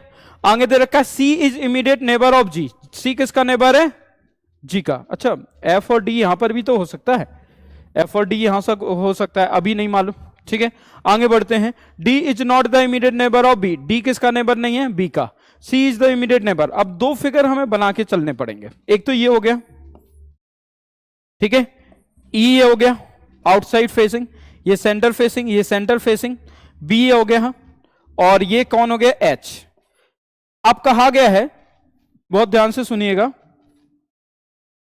कि एफ और किसके बारे में कहा गया है बेटा, एफ और किसके बारे में, डी के बारे में, कि वो दोनों पड़ोसी हैं, और डी जो है वो बी का पड़ोसी नहीं है। इसका मतलब अगर डी को यहां मानेंगे तो एफ यहां हो जाएगा, डी को यहां मानेंगे तो एफ यहां हो जाएगा। लेकिन डी के बारे में क्या दे रखा है, शायद डी फेस द सेंटर, हाँ ये पॉसिबल है, तो एफ कहां हो जाएगा, यहां पर हो जाएगा। ये दोनों परिस्थितियां पॉसिबल हैं। F is the immediate neighbour of D. अब जी के बारे में बोला गया था, G is second to the left of A, G किसके लेफ्ट में सेकंड पर है, ए के लेफ्ट में, तो यहां तो फेसिंग दे रखी है ना, यहां फेसिंग दे रखी है। ठीक है, तो अभी ये कंफर्म नहीं है, ठीक है, लेकिन इतना तय है। और कोई किसी का इमीडिएट नेबर दे रखा हो, C is the immediate neighbour of G, C किसका नेबर है, जी का, सी किसका नेबर है, जी का, और जी के लेफ्ट में ए है सेकंड पर, जी के लेफ्ट में ए है। अगर जी को यहां बैठाते हैं, जी को यहां बैठाते हैं, तो ए यहां नहीं बन पाएगा, ए यहां नहीं बन पाएगा, तो जी यहां होगा, और जी के का पड़ोसी कौन है, सी, सी किसका पड़ोसी है बेटा, जी का, तो सी कहां होगा, यहां पर, तो ए जी के लेफ्ट में सेकंड पर कौन है, G second to the left of A, इसका मतलब ए यहां होगा, ए के लेफ्ट में सेकंड पर कौन हो जाएगा, जी, ए के लेफ्ट में कौन हो जाएगा, जी। इतनी सी बात समझ में आ गई, तो ए के लेफ्ट में सेकंड पर कौन होगा, जी। अब देखिए, जी का पड़ोसी सी है, तो यहीं बैठेगा और तो कहीं आ नहीं सकता। लेकिन अगर सी जी को यहां बैठाते हैं तो ए सेकंड बन ही नहीं पा रहा है, या जी ए के रेस्पेक्ट में सेकंड नहीं बन पा रहा है, तो इसका मतलब जी यहां होगा और सी यहां होगा, और ए के रेस्पेक्ट में सेकंड पर कब होगा, जब ए यहां बैठेगा, तो यहां पर कौन हो जाएगा, जी। अब देखिए, यहां तक दो फिगर तो बन चुके हैं, अब हमें इसे एलिमिनेट करना है, या फिर दोनों आते हैं कि नहीं आते हैं वो भी देखना है।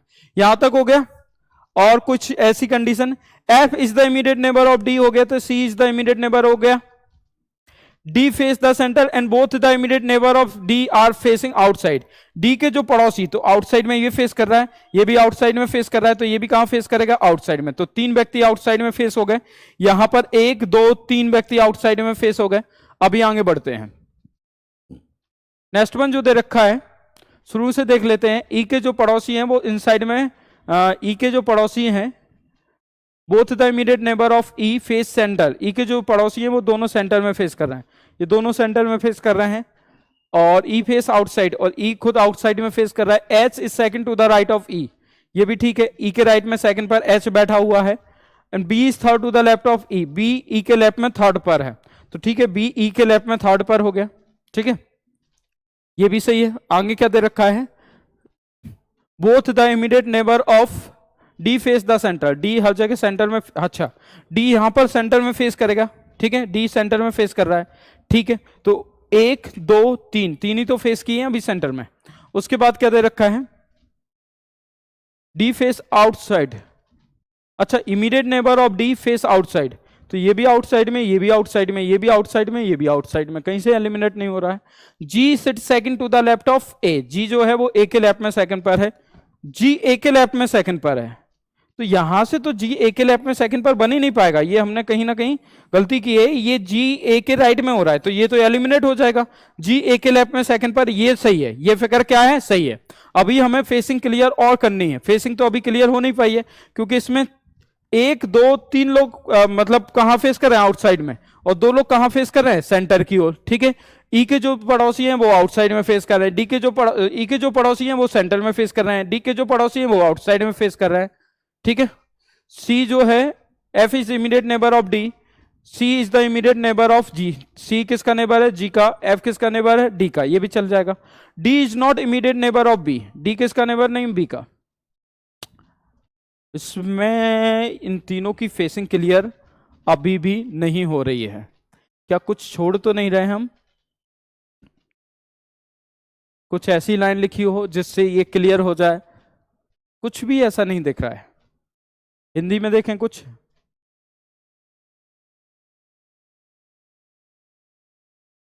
ऐसा कहीं पर भी कुछ, जी ए बी के बाएं को दूसरे स्थान पर है, एच के दाएं से तीसरे स्थान पर, ये तो कुछ अलग ही लिखा है।